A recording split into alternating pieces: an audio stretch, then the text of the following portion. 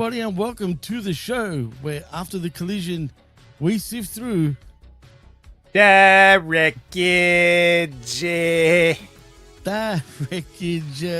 I am your host, Jimmy T.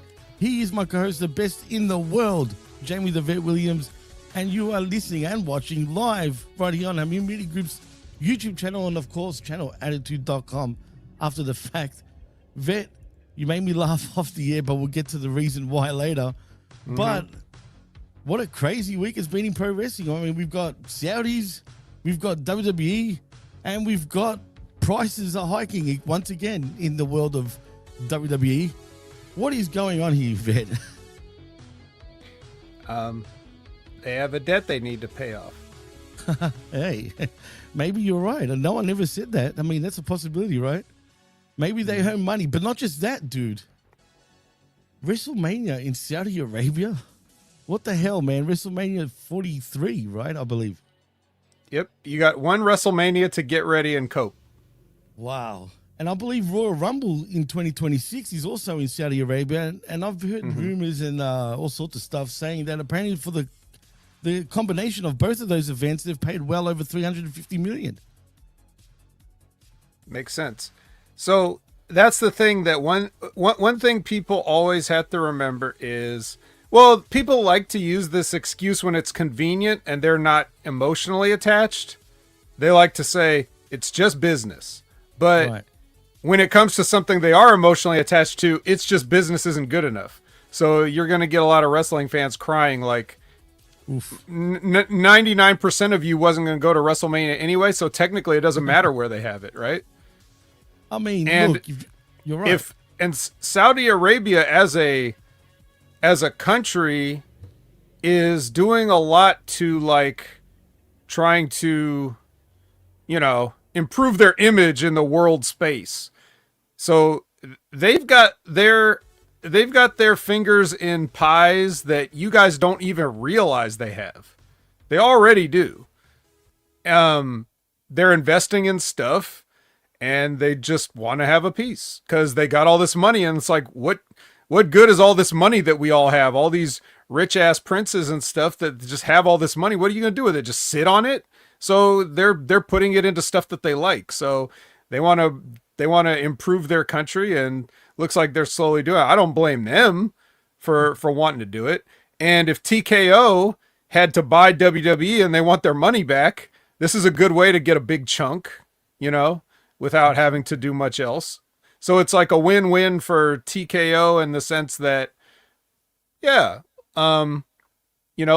will pay off some of the money we spent to buy WWE, and Saudi Arabia gets a big event, and we're going to see how many people are going to actually travel to Saudi Arabia to go see it. Like how many foreign fans are going to come and check this place out? It's Riyadh season, baby. What are we going to do? Are you going to make that flight? So interesting. Make no mistake about it, actually, Vet.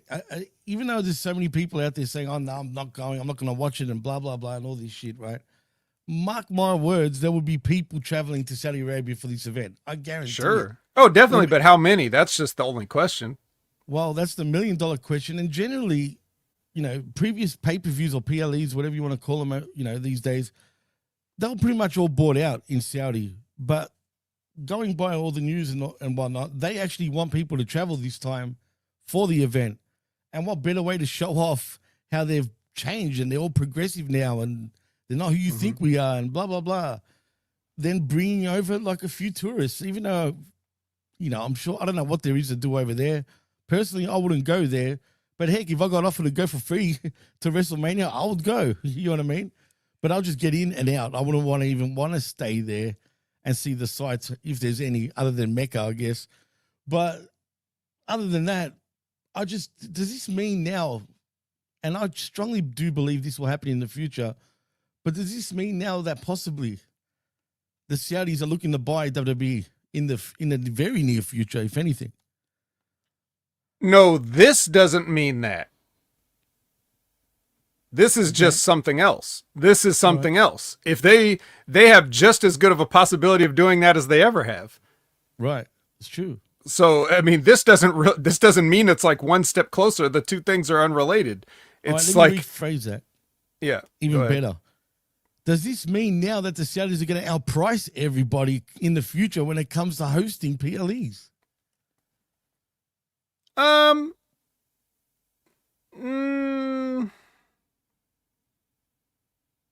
don't know. No? You don't think so? I can see it, man. No, because you know, you can't just have, like, then it's going to be, then it would essentially be the equivalent of like a Las Vegas residency then, wouldn't it? Well, yeah. And I don't think, no matter how sweet the deal is, I don't think anybody wants to headquarters there. So they would have to buy it to move it there. But I don't foresee them like just taking every Saudi bid. And I don't think Saudi wants to. Think about it this way. Look at it from this perspective. If you're trying to improve your image, right? You don't want to have everybody have the perception that you're trying to monopolize something that they all want. So you're going to bid on the stuff that you want, that you really want, and you're going to make those deals, and then you're going to let everybody do what they do the rest of the year. You don't want to look like you're taking it away from people. If that's what they want to do, if they're trying to improve their image, which they clearly are, that's not a good way to do it. So I think you have to consider those type of things. Like for the people that trying to clean up their image, you have to do acts of good faith, and you have to like show that you're a team player, right? Otherwise, everybody's going to hate you, which they already do anyway. So it doesn't matter. You know what? That was a good take. You actually made me feel kind of positive now about this in some weird way. Whereas, you know, everyone else that I've spoken to about it seems very, oh my God. It's, you know, like almost like the world's going to blow up. You know what I'm saying? But in saying that, I feel like that AEW, and we've all been saying this, should absolutely pounce on this, right? By, you know, marketing out to everybody that, you know, we're the cheaper, you know, we don't charge an arm and a leg to go and see an event. You know, we're family friendly and this and that, but they don't do that, dude. What's wrong with these guys? I'll tell you why they won't. Because Liz said that too. She said, you know, if they were smart, they could overtake WWE. But I think Liz really understands at the heart of it. I think she really does understand that's impossible. Well, it will never. There's absolutely no way that in any form or fashion AEW could overtake WWE, and it's the same thing I've been saying for years, right? Remember when I said my list of the 3 things holding AEW back? Right. Do you remember the list, Jimmy? Or does anybody in the chat remember the list? I don't. Or do you just remember? Do you only need to remember number 1? AEW's biggest problem is. Tell me, man, because it's been a while now since you said it. They're not WWE. Oh, well, actually, I do remember you saying that. Mm-hmm. Well, that's their biggest problem. It's like, it's the same thing with like Coke and Pepsi. Coke will never be overtaken by Pepsi. Coke will never be overtaken by Pepsi ever. And Walmart will never be overtaken by Target. The number 2s are going to be number 2 forever. Because in the public perception, the people have already made their choice. And there's a lot of people that just mark that this is the definition of being a mark. Like, I'm just a fan of this for no other reason than because I believe it for whatever. Like, whatever the reason is that I believe it, I believe it. So WWE is wrestling. It's 100% of wrestling to a lot of people. Most people, I would say. They only know that. They only care about that. They don't care about any other promotions. Even if they watch it, sometimes they'll like it, but they really only follow WWE, if that. So AEW can do whatever they want, and they will never overtake that. They can talk about how cheap their prices are, but they would just be lucky to get the people that can't afford WWE. Because WWE will always have a fan base that's rich enough to pay for those ticket prices, because paying for those ticket prices now, this sounds crazy, but paying for high price tickets is a status symbol. Oh God. Why do you, you know, it's a flex, as the kids would say. It's the same, like, nobody needs a closet full of Jordans, but people have it. Why? It's a flex. So they can say they have a closet full of Jordans. No, you're right. It's true. So spot on. That's basically why they could never, AEW just has no hope of that. They just, all they can do is carve out their own space in the market. Even when you want to look at like the WCW for those 83 weeks, that was all because of ex-WWE guys, right? Facts. Right. So even their success was largely dependent on WWE. Like if WWE had not made Hulk Hogan a household name in the 80s, nobody would have gave a shit about him in the 90s. Right? It's true. No, absolutely. But to be fair to Hogan, with the Hogan thing, I don't think Hogan really changed the landscape when he first jumped. Truly, the NWO and Hall and Nash jumping over, I think, was really the thing that really right. That's what we needed, right? Right. Because exactly. No, spot on. Because it got the thing sparked the word of mouth and people talking. You know, nobody wanted to see Hulk Hogan doing the same old shit, and there was like an older, slimmer, you know. The older off the gas Hulk Hogan, right? Yeah. Fighting the Dungeon of Doom all the time and several versions of Brutus Beefcake. No one wanted to see that, but Beady Man. You know, you throw a Diesel and Razor Ramon in the mix, you know, now we got something. Absolutely, man. And that's what got me watching WCW. I couldn't stand WCW in the 90s, particularly. Even when Hogan first jumped, I tried to give it a chance and I was like, this is just crap. But the minute Hall and Nash jumped over, that was it. I was a fan for good after that, man. And, you know, they were good times. But anyway, it's interesting times for sure, man. AEW, yeah. Look, the only way AEW would ever have a chance, they got to establish themselves for years and years at this point before they even have a sniff. Because like you say, WWE is WWE. There's a lot of people that actually don't know what AEW is. Like legitimately still to this day. There's people that have no clue. Well, I always use the thing of like, just in my own life, in the world, I don't see AEW much. So that means they're doing a poor job of advertising. Facts. I don't see it anymore either. At first I did initially. They were advertising, even on the NBA and whatnot. But now it just feels. But you got to be more than just the channels you're on. Right? Right. It's got to be like out in stores with products and endorsements and things like that. Like, I don't see that. Yeah, I don't see that very much. And I see WWE's people on everything. Like Cody Rhodes is on a box of, you know, he's on like a carton of Minute Maid or whatever the hell, you know, it's like you'll just see that kind of stuff out there. And you don't see that as much with AEW. And that's tied into it because it's the perception of, the companies are like, well, if we want to use wrestling to endorse our product, who are we going to go with? That's if we want to use wrestling at all. Because we might not even want WWE wrestlers on our stuff, but certainly if we get AEW, that makes it look like we're settling for second best, right?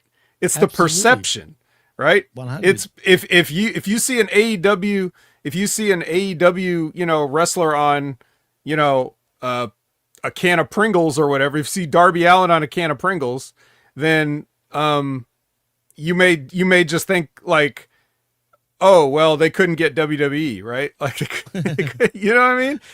That's how people think. It's true, man. It is what it is. It is what it is. Well, moving on to other news, now going to WWE. Did you hear about Andrade getting released once again from WWE, actually, Vet? No, but I did see that MJF tweeted at him. He did? I didn't see that, actually. Funny enough. What did he say?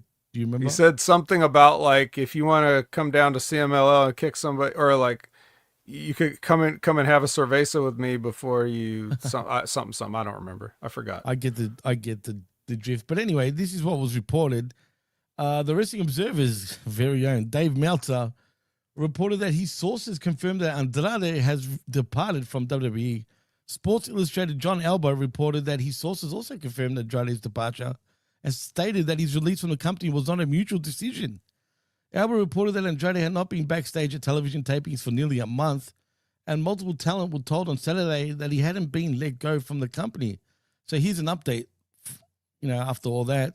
So Fightful Select, you know, the one you have to pay for, reported that their sources, everyone's sources, provided an update stating that Andrade's departure was due to a decision that was made between him and WWE.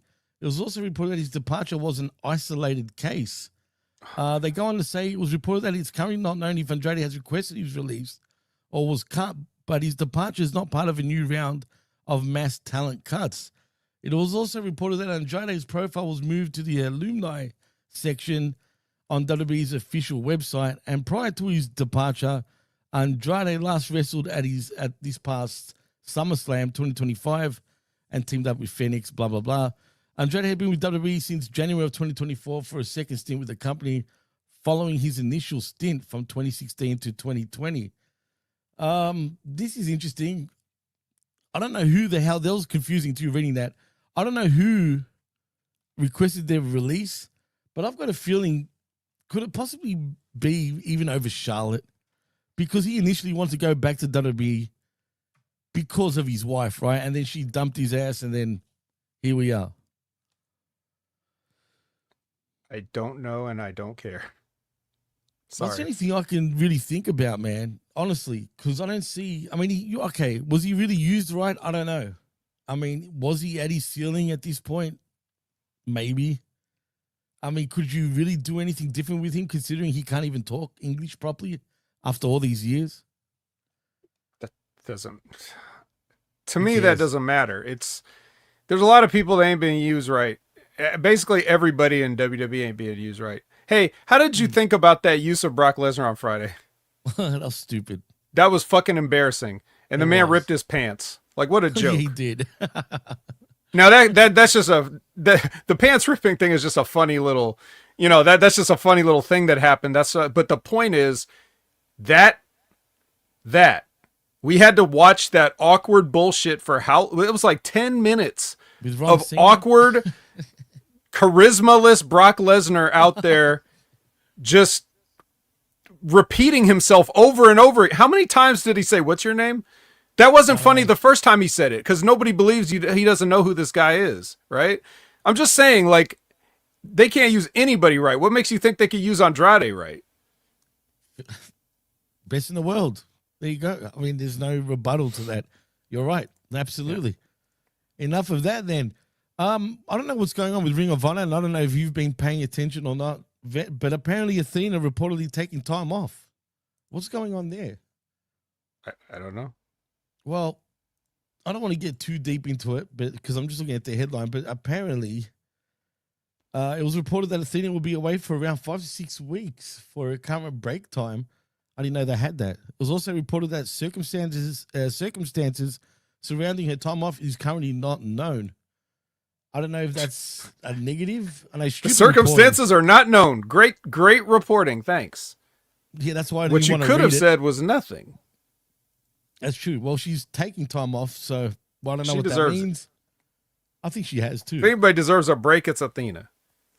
Yeah, I think people are looking too, deeply into that. I think she'll be fine and she'll be back, obviously. Also, what do we have here? Well, Wardlow has already injured himself, so he's gone. And apparently there was creative plans for him, but who cares? Because that's just Wardlow. That happened.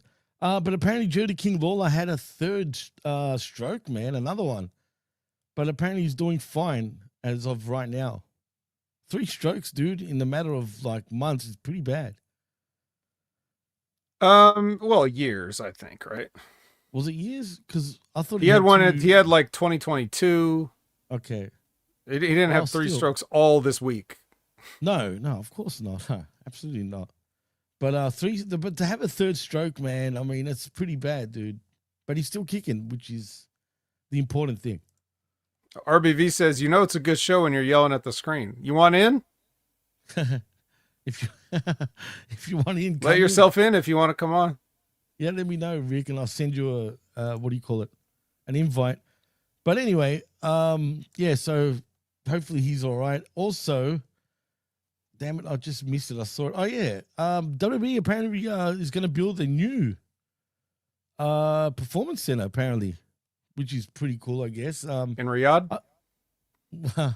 I'm not sure where it's going to be built. I'm assuming it's going to be at the same place, but let's just see, just in case it does say something stupid. No, it's in Orlando. It's going to stay the same.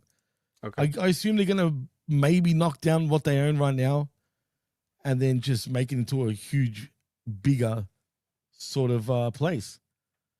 Now, let me just send an invite to RBV while we're talking. But anything to say about the Performance Center? Well, I mean, more performance centers is always good, but why do you need that? It sounds like another expenditure as, right. Again, they're trying to recoup costs, and building another performance center is going to be adding on to that, not subtracting from it. So, and there's a lot of talent that is not going to stick around. So if you're worried about space concerns, then you could handle that by cutting some of the fat again. I could give them a list if they want. Save them a lot of cash. Did you see Xavier Woods underwent surgery for lymphoma removal in his head? And did you see what came out of his head, by the way? Oof. Since when? Well, I didn't know he was suffering from that, but as of yesterday, I noticed it all over Twitter because apparently some of the IWC were calling him out saying that he wasn't injured, he's just faking it. So then he came out and posted his surgery, on the net, basically just some pictures, and the thing that came out of his head, dude, I kid you not, looked like a piece of KFC chicken, bro.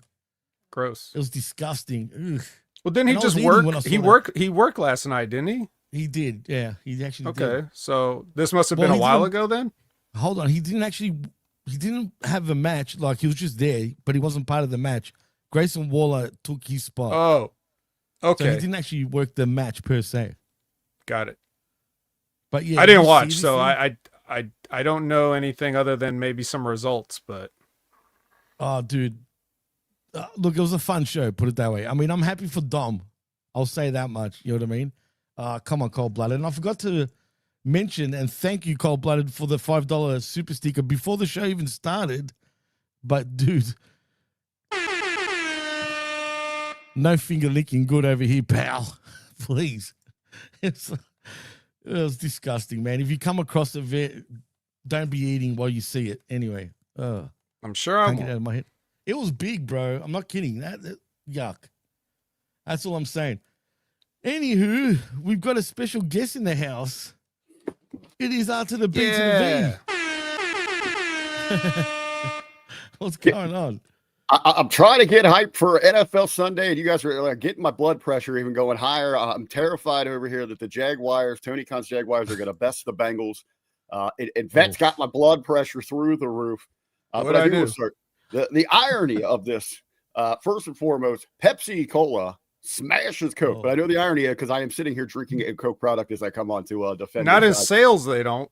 Not worldwide. Hold on. I know to your point you're talking there, Vet, is the Pepsi brand, but the company, Pepsi Cola, across is worth like 5 times that of Coca-Cola. Yeah, that doesn't matter. That absolutely doesn't matter. What I'm talking about, that top dollar does, but no, I know what you're talking about the brand.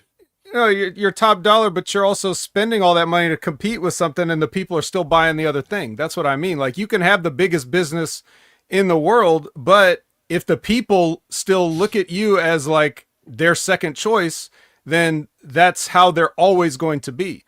And they're never going to sell as many sodas as Coke sells because that's already imprinted in the mind. Anybody can be Microsoft's a bigger company than a lot of companies, and they waste a shit ton of money too. And they get outsold by like lots of where's Xbox in the video game console sales? Right? I'm not a nerd. Exactly. So, but they got more money than anybody. So whatever. Doesn't matter how big the company is. I'm just making the point of saying why AEW in the public perception, and why even WCW in the public perception in the 90s never overtook the WWF, because that branding was just too strong. That's the point, David, here there with the Coke and the Pepsi thing, but it was a great comparison there. But I think to the point though, just because you are a distant second, and the reality is that market share, it would take a miracle to even grab a good chunk of that. That's not a reason just for AEW to lay down like a dog. This this right now is a perfect opportunity to twist something. And even Tony's going to have to come out and admit, yeah, I know I'm a billionaire. I grew up having afforded all these things, but being a wrestling fan, going back to I booked for the sickos for you people, for even further that the families that want to come out and enjoy something like this, I promise to you, commit to you, we're not going to take $1,000 for a family of 4 to come out to one of our events. This is wrestling by the people, for the people. Mm-hmm. I don't think they should dismiss that opportunity to try to grab a good, what they can of this market share. Okay. I do agree, which said that one of the hindering things is they're not WWE. I think that is their biggest positive right now. What hurts them is they're trying to be a wrestling company instead of an entertainment company. Right. We're agreeing on the same thing, and we're talking 2 different points of it. That's all. Yeah. Because I'm not telling AEW they shouldn't do everything they can. They should always do everything they can. But there also is a nuance to it. Like,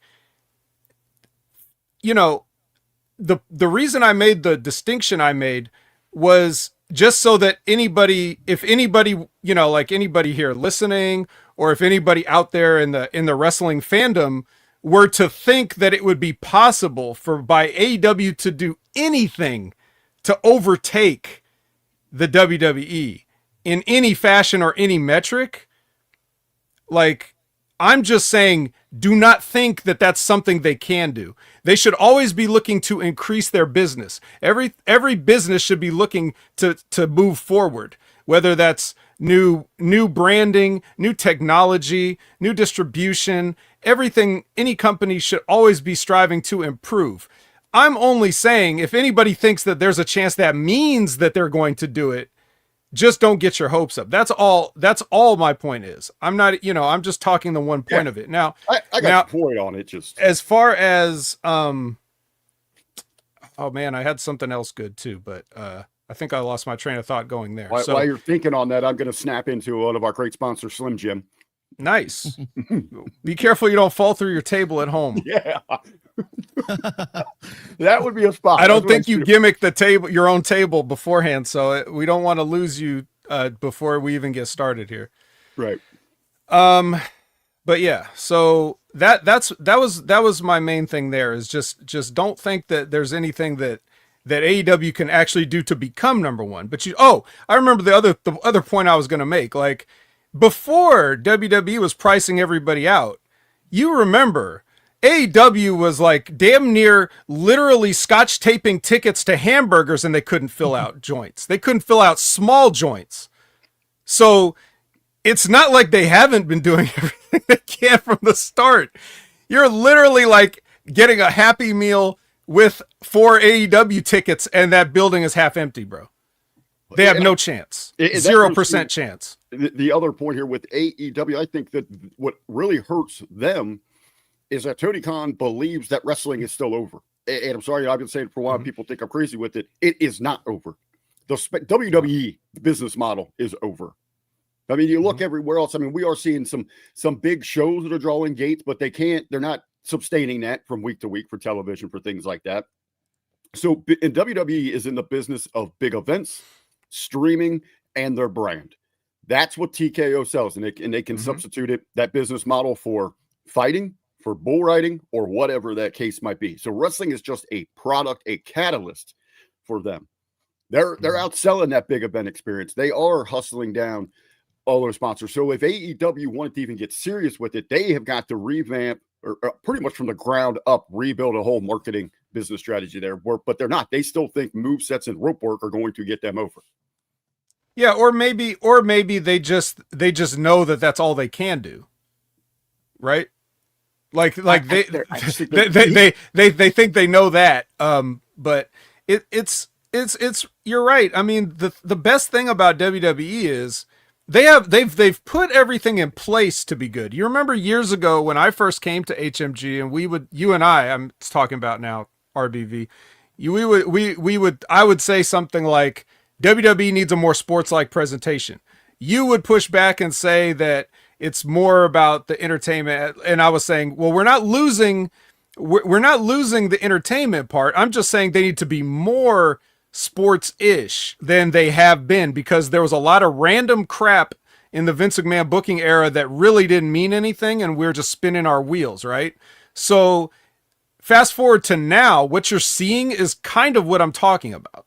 This is the presentation I want, where everything just feels like there's a lot of downtime. The same way, you know, like when you remember when you'd order a Tyson fight, nobody was watching the undercard. You're all hanging out, eating food, drinking beers, waiting, right? And that's what Raw is like. That's what SmackDown is like. You don't have to be paying literal attention to every single thing. It can be a thing that's on in your house. It can be a gathering event. Big pay-per-views could be a gathering event. Weekly TVs can be a gathering event. It's just like you may be watching the NFL this weekend. You may get up to go to the fridge because you don't need to worry about 2nd and 8 in the third quarter at this particular moment. It's not a big deal.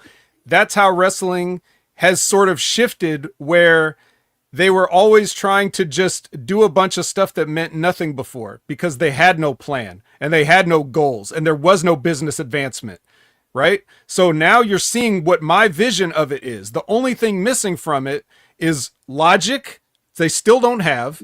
And now we need to talk, now that they've marketing the brand and getting that out there and incorporating more sponsorships and things like that than they used to.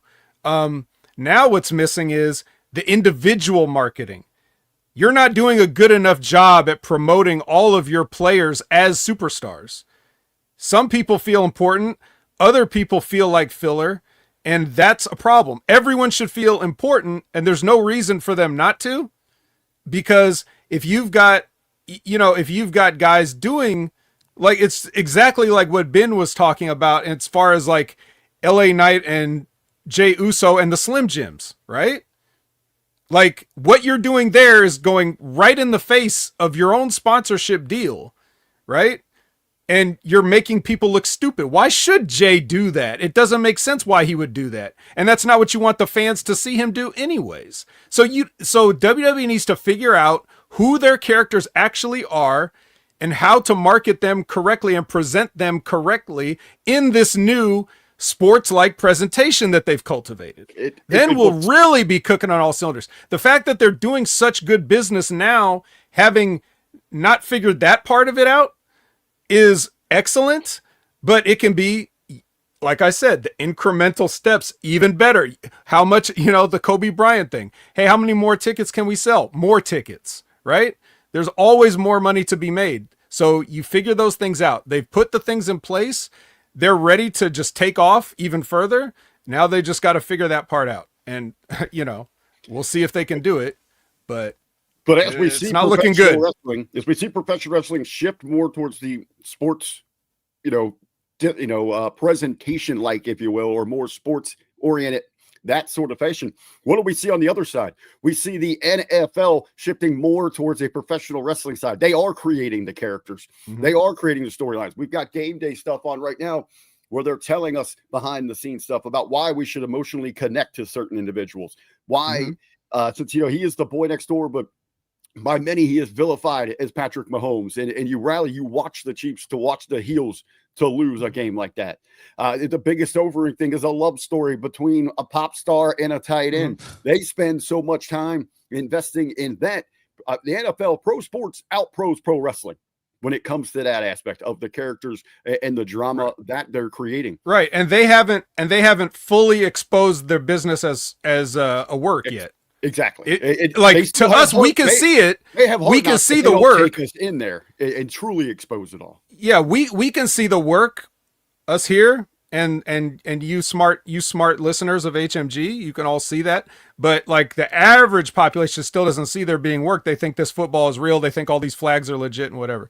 So when that's exactly what I'm saying. Like NFL was already cooking. And then they were like, but who don't we have? 14-year-old girls. So how do we get that? Go get Taylor. I'm not saying they orchestrated a romance, but I'm not saying they didn't. And I'm not saying that when they saw an opportunity, they didn't pounce on it, right? Because you have to go for who you don't have. And they're not trying. That's the other thing. In wrestling, we often hear the word casual fan, which is complete bullshit. There's no such thing as a casual fan. And nobody should be trying to get casual fans because I don't want people that will leave me at the drop of a hat, right? I am a casual McDonald's eater. If McDonald's counted on my business to keep them sustained, they'd be bankrupt in 6 months from now. Right? Like, as far as like, if everybody thought like me. So what McDonald's has is they addict people to their food so they keep coming back. That's what the NFL has, and that's what the WWE needs to get. You need to get something that we can't live without, right? Well, what you got there at McDonald's is McLovin me. I'm going to get them for dinner later on.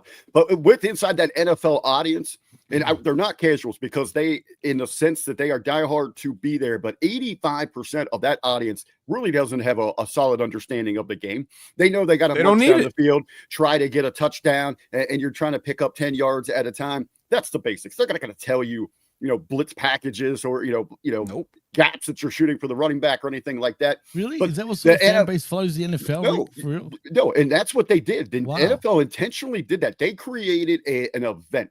You just want to, like, you go out for these games on Sundays, bars, restaurants, houses are going to be filled up with people that just want to gather together to be a part of the social experience. Mm-hmm. That is the NFL. Right. Jimmy, it's about the food, the drink, just the camaraderie. And as Vet was saying, they'll occasionally watch through the first 3 quarters and then it gets intense, or as the play picks up, they'll start paying a little bit more attention, but they don't know what they're cheering at. They're just like a WWE audience that just goes to sing along and for the big pops. That is an environment that the NFL has created. Yeah, what you want, Liz is right too. That's exactly right. Like, I'm saying a hardcore fan and a casual fan, those things, we're defining them like in different ways, but like a casual fan, I say, doesn't exist. What I mean by a casual fan is somebody that will not take part in the social event, who totally can miss out hanging out with the boys and whatever, and do whatever they want to do because they don't care about football and they don't care about social gatherings. Right. So it's not that we want to create a hardcore fan that knows the X's and O's. What we want is somebody like the guy that Liz is talking about, who just sits on in his lazy boy and has watched the NFL for 50 years because he watched it with his dad when he was a kid, and he's watching it now because it's just a thing to do, and he couldn't tell you. He doesn't know the difference between any of the plays or anything. He just knows when the referee goes like this, it's a touchdown. That's all he needs to know. So you need to get you're not trying to draw casual fans as WWE. What you want is to cultivate the fan that will never leave. They're not a hardcore fan because it's like they know, because they need to watch every episode of Unreal. They're a lifelong fan because it's tradition now. That's what you need. You need to get people and hook them forever. That's what you want to do. It's not like, do stuff for the hardcore marks or just do stuff for the people that can one day just decide to never turn on Raw again on a whim, right? We need to get the hooks in early to the kids to make it cool. We need to make it so that it's still cool when you're older and you're not dorky for liking it. You have to make it something that's socially acceptable. I think WWE is going in that direction now. They're not all the way there yet. There's still a lot of silliness and still a lot of phoniness that you have to overcome because that's generationally built in too. The haters are generational also. There's going to be people that their dad was like, why you watch that fake shit? And they're like, yeah, why do I watch that fake shit? I don't want to disappoint dad, right? So they just don't. You know what I mean? So we need to make it so many times, bro. Yeah, we need to. We're taking steps towards making everybody a lifelong fan. We don't want somebody to not, we don't want somebody to put the remote away forever. We want them to always be coming back, right? That's different than that. That doesn't mean that you cater to what the internet is saying. It just means that you have to be less fucking embarrassing when somebody's walking through the room and you're watching it. That's all. The reason that I've been out in public sometimes where it's kind of like, you got to kind of hang your head like I'm the one watching this, but we keep in this conversation, and it's regular because we're conditioned for it. We keep using the buzz term fan. When you go inside the TKO boardroom, when they're talking their business, when you go inside the NFL, they're replacing that word fan with consumer. And that's really what we are to them. We want to think we're a little more important. Rule number 1 that I learned when I started doing marketing for the bar and restaurant business is we don't market to alcoholics. We don't need to. because they're going to be there to spend their first and last dollar 100%. on the alcohol. Smokers. So for with us here, you know, in the podcast game that have worked inside the business, they're pundits of it or whatever, you know, we are in that very small percentage that are thinking that we're some kind of elitist and special in that sense when we're all just a basic consumer to those business models. It is what it is. Facts. That's all our value. No, it's true. It's sad too, man, but it is what it is. Unfortunately, that's where we're going with everything these days.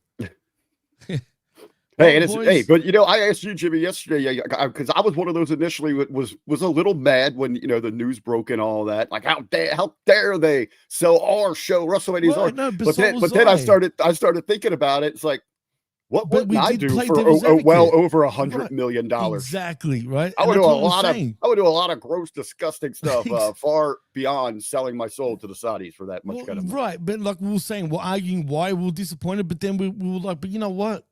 Look how much money they're making. You'd be an idiot not to friggin' make that money, right? I mean, let's be real. Just because a whole bunch of consumers are complaining on the internet and whatnot. I know, some of that backlash is funny. I know you and I, you know, we broke down Worlds Collide, and I mean, even they were booing when that video played. You sold out. Everyone's gonna get used to it, man. They're not gonna run away from WWE. Everyone talks shit. Let's be real. I'm not gonna blow my money, but yet these guys, everyone is spending their money to attend WWE events. Still, you know what I mean? For me to go to a house show, like I said, the one that's coming up in Melbourne, vet for nosebleeds, $200 a ticket. House show. 200 Australian. That's Australian, not bad. Right? That's Australian, not American. How much is that in dingo dollars?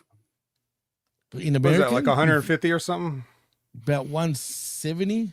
Well, I know there's you know the meme going around for next week for WrestlePalooza Nosebleeder 275. 275 for WrestlePalooza. That's ridiculous. 275 man. for WrestlePalooza next week. That's ridiculous. Well, but again, when you're talking about that now, you're talking about spending that extra cheddar or whatever. Now you're talking about I was there. You're paying for the I was there moment. I was in the building when these guys were here. I was in the building when this moment happened. ESPN made history the first time ever I was there. Yeah, can you put a price on your own memories?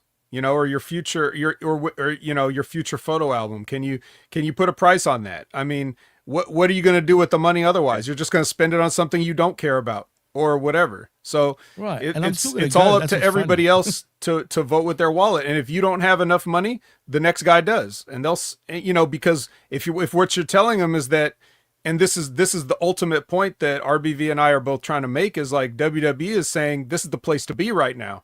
You know, whether you just want to play Rocky Horror Picture Show sing along or whatever you want to do, this is the place to be, and this is cool. So you need to be here, and this is what it costs to be here right now. So if one guy says too rich for my blood, the next guy says I got that, and we ain't got a problem, because you're still telling everybody this is the cool place to be. So. And it's, you know, Ben, I don't know if you saw this floating around either, but I mean, it's just not WWE. It's, you know, NFL, but even the NBA, Adam Silver just came out and just said, you know what? I apologize if for our fans that can't afford streaming services to watch our games, we've got a YouTube channel. Basically he's saying, hey, if you want to watch the games, if you're that into it, you need to pay. But if not, we've got other options for you to watch highlights. That's right. And the other thing too, and I just want to say this one more thing, because we spent way too much time. I apologize.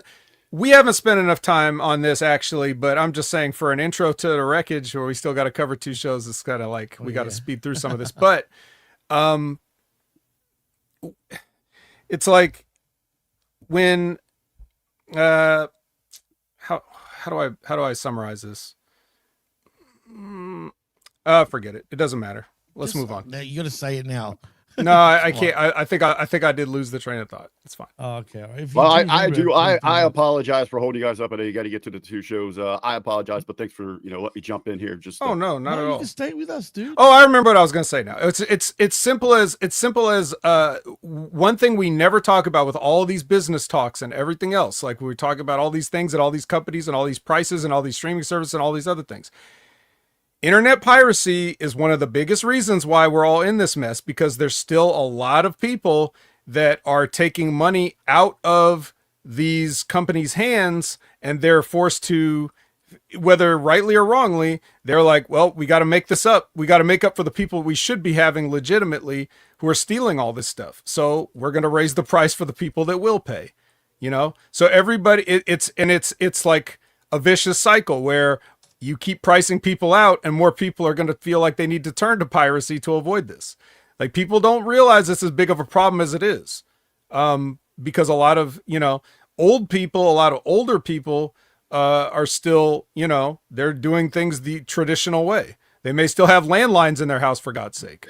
So if you want to pay your communications company for a landline in 2025, that's up to you. Just know that's a choice that you're making. But other people, but it goes even beyond that, because people, there's now a generation of people that have only known the internet and have never paid for anything entertainment wise in their entire life. So that generation of people is completely entitled to stealing shit, and they don't even see a problem with it. So what are all these companies going to do? This bubble is going to burst because all these legitimate paying customers are going to age out and die. And then all you're going to have left is kids that have always stolen from the internet, because everything's been in their phone, in their pocket since the day they were born. So that's a reckoning that's coming too, that we all have to realize. That's a great point, actually, Vet, that no one's ever brought up. Yeah, just me several times throughout the years, but well, yeah. But I Just applaud listen you to for him that, more. because no one That's thinks of it Jimmy's like that. generation that just doesn't listen. Shit just goes over his head. He doesn't retain it. No, but I'm Yeah, saying, you know. well, no, but no one else has really brought that up other than the Vet. You know what I mean? That I've noticed. You know what No. I'm saying? So that's what I'm trying to point out. And also, I just want to point out, Liz, thanks for that. It's even worse than I thought. $130 to two. That's bad. we were both $20 off in different directions. Yeah, in different directions. You know, that's pretty bad, man. It's gone even lower, to be honest. So Yeah. whatever the case. So what we're saying is that's a nice cheap ticket, Jimmy, and you better buy that, and you better Yeah, get for us you, a maybe. live report. I Yes. am going to go. No, really. I'm going to go to that. But still, that's expensive. I wish it was $130. I mean, come on. Usually $150 will get you great tickets. Usually. You know what I mean? But Anywhere in the building is a great ticket when it's WWE, well, that's buddy. it. No. I've never sat in the full-on like nosebleeds before. So, yeah, I don't know if I'll be there or not, but we'll see. There's one more piece of news, though, that I wanted to talk about before we get into sifting through the wreckage. And that's our very own Stevie Richards recently released a new video titled "What Is Kyle Fletcher Missing" on his YouTube channel. Right, yeah. I already know where this is going, so. Right, this video featured Richards criticizing Kyle Fletcher's ring work in AEW and claiming that Fletcher has nobody to learn from in AEW due to AEW's backstage culture. Richards also claimed that Fletcher would be better off going to WWE and learning in NXT if he wants to be a better wrestler. So on a recent episode of the Ringer Wrestling Show podcast featuring Kyle Fletcher himself as the guest, one of the topics discussed included Fletcher's thoughts about Richards' comments about him and his belief that Richards did not make them in good faith due to him knowing nothing about AEW's actual culture. So this is what he had to say. I went on and I watched the full thing. Everything that he said, I watched, and he goes, look, I'm open to any of all critiques. That is fine. He has an opinion on who I am as a wrestler, and that's fine. It just doesn't feel like he's in good faith, though. If that makes sense, I think a lot of those guys, they kind of look for the buzzwords and the things they are going to get clicks or whatever. He spoke a lot about the culture is in, this doesn't make sense, is it AEW? I don't think he knows anything about the culture at AEW. He said there is nobody there for me to learn from. I think that's absolutely fucking horse shit. You know what I mean? I'm learning from people every single day that I'm there, and there's so many great minds. There's Bryan Danielson almost every week. I'm open to criticism. I just don't think it was in the best faith. He goes on to say, no, I am open to critique at any and all times. I am only 26 years old. I'm still trying to learn this fucking business, man. I have a lot more room to grow for sure. There is a lot more he said, So, but I'm not gonna okay. bother with the rest of it. Real You quick, get the man, gist. let me ask something there. He's an Australian guy, right, Fletcher? Yes. All right. Did he actually in that quote say, you know what I mean? Or No. did you add that? No, he did. Yeah. I Okay, read exactly. because is that like an Australian thing? Because you say it all the time, so that's just like a common I thing. do down say there it. that you You're right. guys You're say? right. That's, and I'm self-aware of that because Yeah. I actually say that to my friends too and whatnot. But All right. yeah. So additionally, for Vet really dissects this there, I'm even thinking that this, with him going off the cuff, even having to go to the curse words and all that, it kind of backhanded a little bit here. But his response maybe just verifies Stevie's comments even more, that he is young and he doesn't have someone teaching him. This is a very piss poor PR answer from Fletcher. But that just the deep dive into what he said there. I don't know. I feel like Kyle Fletcher is fair with his comments because look, as a friend and a fan of Stevie, like, I understand that at times his overall frustrations with things can get him like into a zone and he'll like make some assumptions about stuff. I don't think he would deny that he does that. So if he's saying, yeah, like he has nobody to learn from, well, maybe he's just saying that and that was a poor choice of words in the moment when he's recording his show. I mean, I know Stevie knows that there's definitely people there that are knowledgeable enough to teach Kyle Fletcher. And recently when MVP was on Chris Van Vliet, he told a story. Right. He was told a story about how he mentioned Kyle Fletcher specifically. Yep. I don't think it was in response to this. Maybe it was. I don't know. It wasn't. Actually, wasn't. It wasn't. But no, he just brought up his name out of a hat, it seemed, to say like, hey, MVP, will you watch my promo and give me some feedback? So if he's at least asking MVP about how to do promos, that shows that he at least knows one thing. But one of the comments that Stevie says was he needs to learn how to work. And there is no disputing that, because doing a bunch of moves that are fucking dangerous is not working. Working hard in the ring is not working. Right? So he does, if I'm not saying that Kyle he's not necessarily asking all the right people, or maybe he doesn't know the questions to ask. So it's not like but I think him saying that he's open to critiques and that he thinks Stevie doesn't know the culture. It's hard to know the culture when you're not in the culture. So I understand how Stevie can just make some assumptions. I also know that Stevie is in contact with some people that are at AEW, but he's still at only the mercy of the picture they paint. So, or specifically to the questions that Stevie might ask or the conversations that they might have. And if none of those conversations have ever involved Kyle Fletcher, then you can't make 100% of a great comment about Kyle Fletcher's, cultivation in the company. So I'm just saying, like, I think I see the fairness in both of what they said, both what Stevie said on his original podcast and Kyle Fletcher's response. He didn't attack, because you know what's going to happen, and you know what did happen. The minute Stevie says anything, it's who did you ever beat? You're a jobber, all this other stuff. Chris Jericho. Yeah, the same old stuff that people expose themselves with, right, to be marks.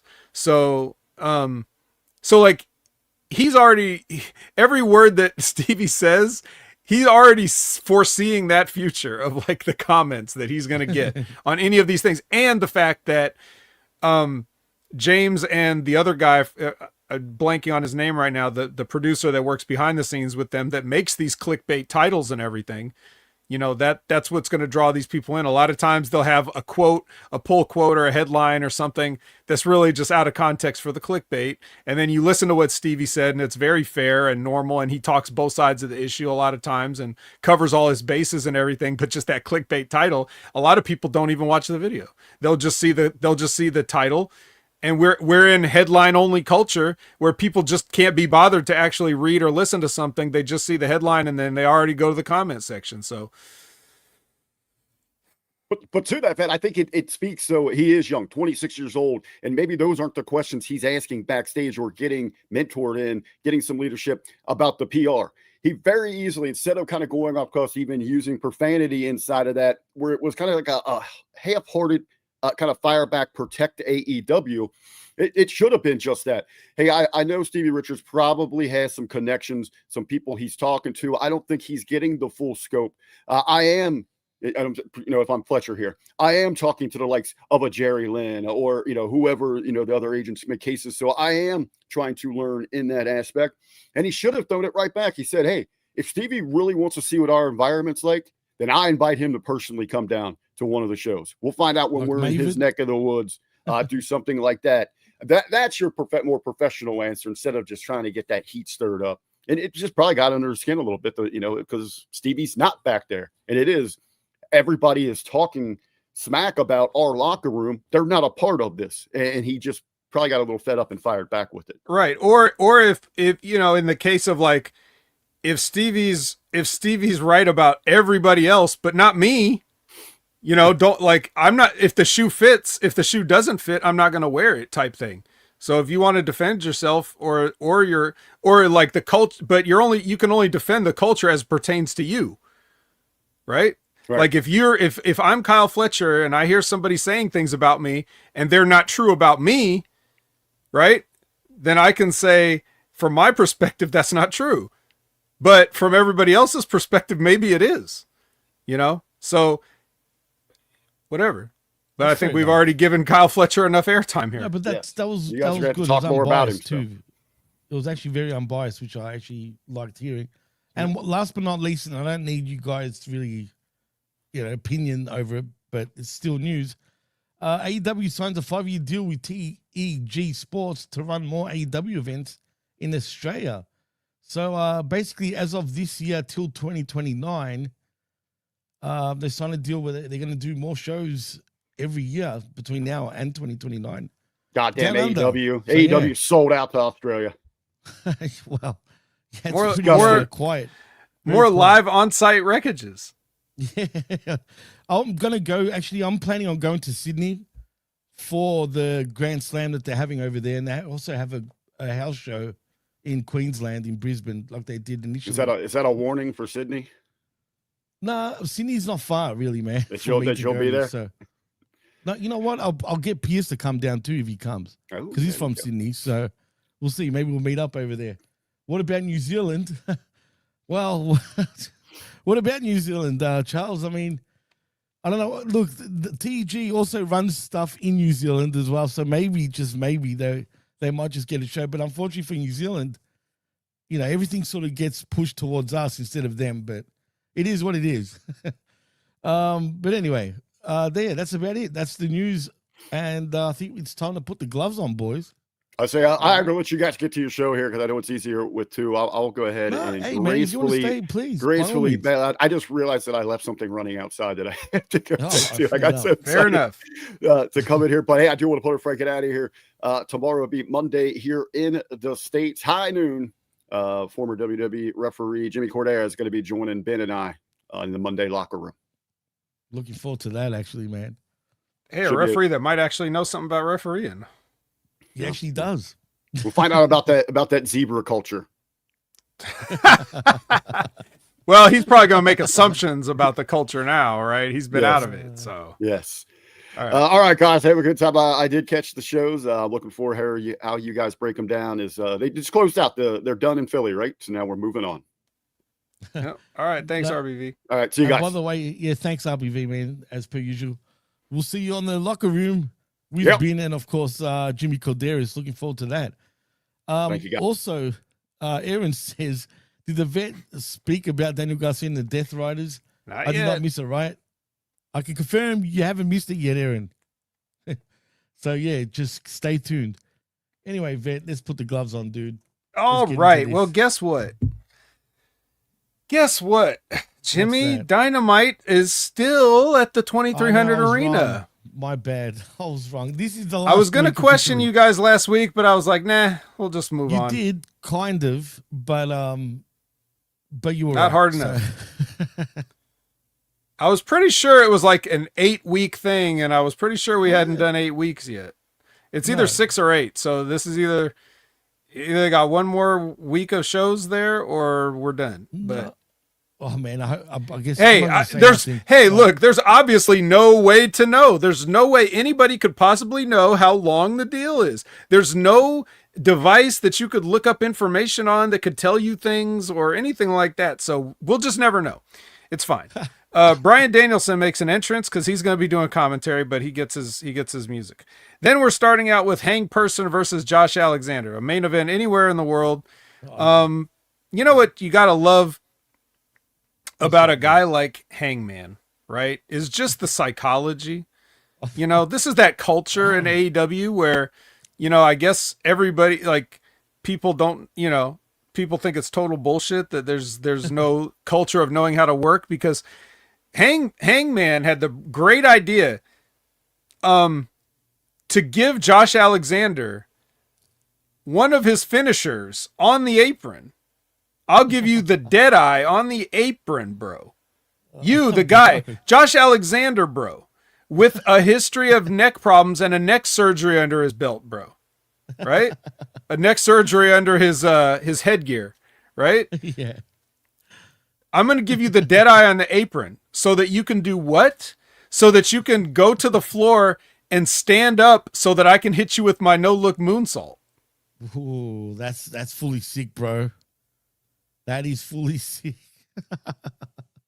I mean, seriously, it's just stupid, man. Again, I can't stand either one of these guys. Josh Alexander's got no personality in AEW at all. And Mr. Butterfly Man himself doesn't even understand psychology in pro wrestling, so let alone know what the hell he's doing. What does this give you more extra eyeballs? Is that what he thinks by doing stupid shit like this, let alone on just television? I don't know what he thinks. I think he's an empty-headed dipshit. Like, if I gave you if it's me and someone said, like, okay, I'm going to let's do a little role play. It'll be like a little master shoot theater of our own, Jimmy. Oh, let's do it. You be the agent. And you suggest to me, you say, hey, Hangman, how about you do your finisher on the apron and then hit him with your moonsault? Okay, you go ahead and ask me that. So, hey, Hangman, why don't you do this, right? It's a great idea, right? Okay. Why don't you hit your finisher on Josh on the apron? I'm telling you, it's $1 million.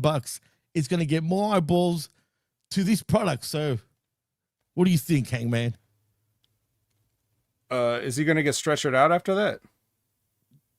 Yes, he will, but it's all good. It doesn't matter. Then I like it. Well, there we go. Then we're all for it. Josh, what do you think? He'd be like, yeah, sure. Yeah. Whatever, man. Doesn't matter. I'm all for the company.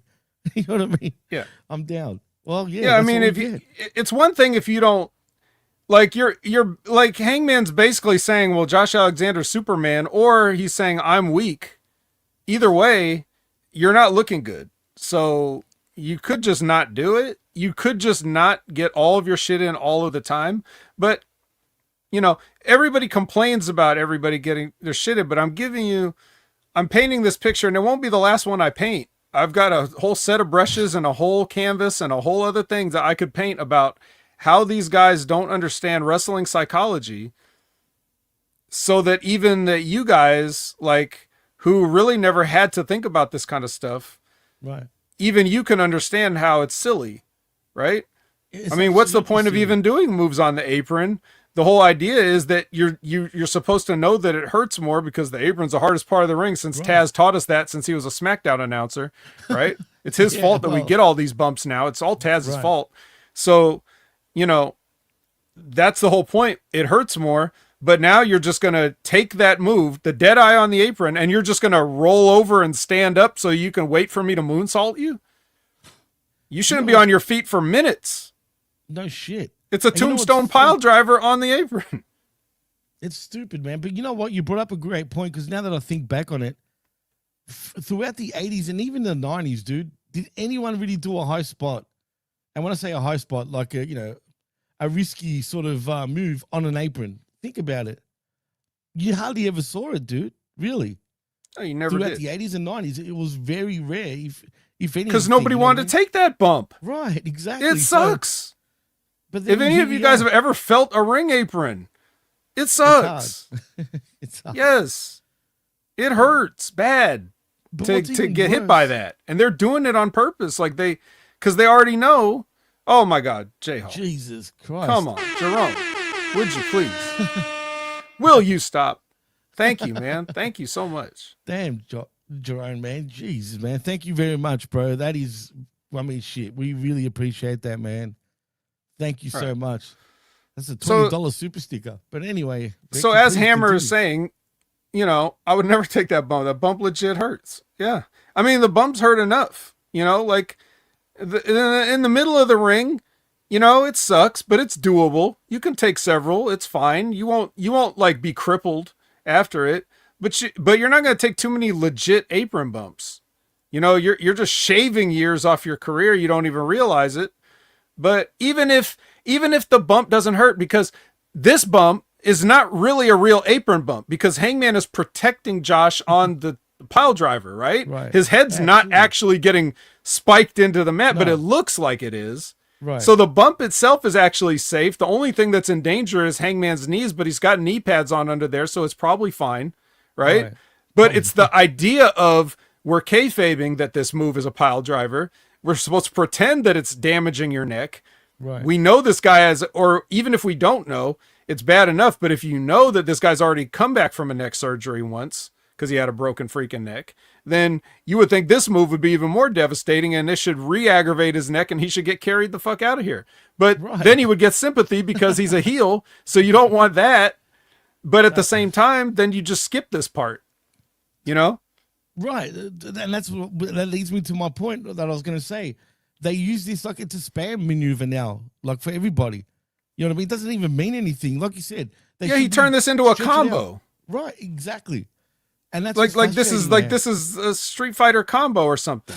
Like Jesus no. Christ. Anyways, enough. We've spent too much time on this. Right. No, but it was a great point, man. Obviously, the buckshot lariat's what's going to end this, right? So So again, why flip to do a freaking clothesline, right?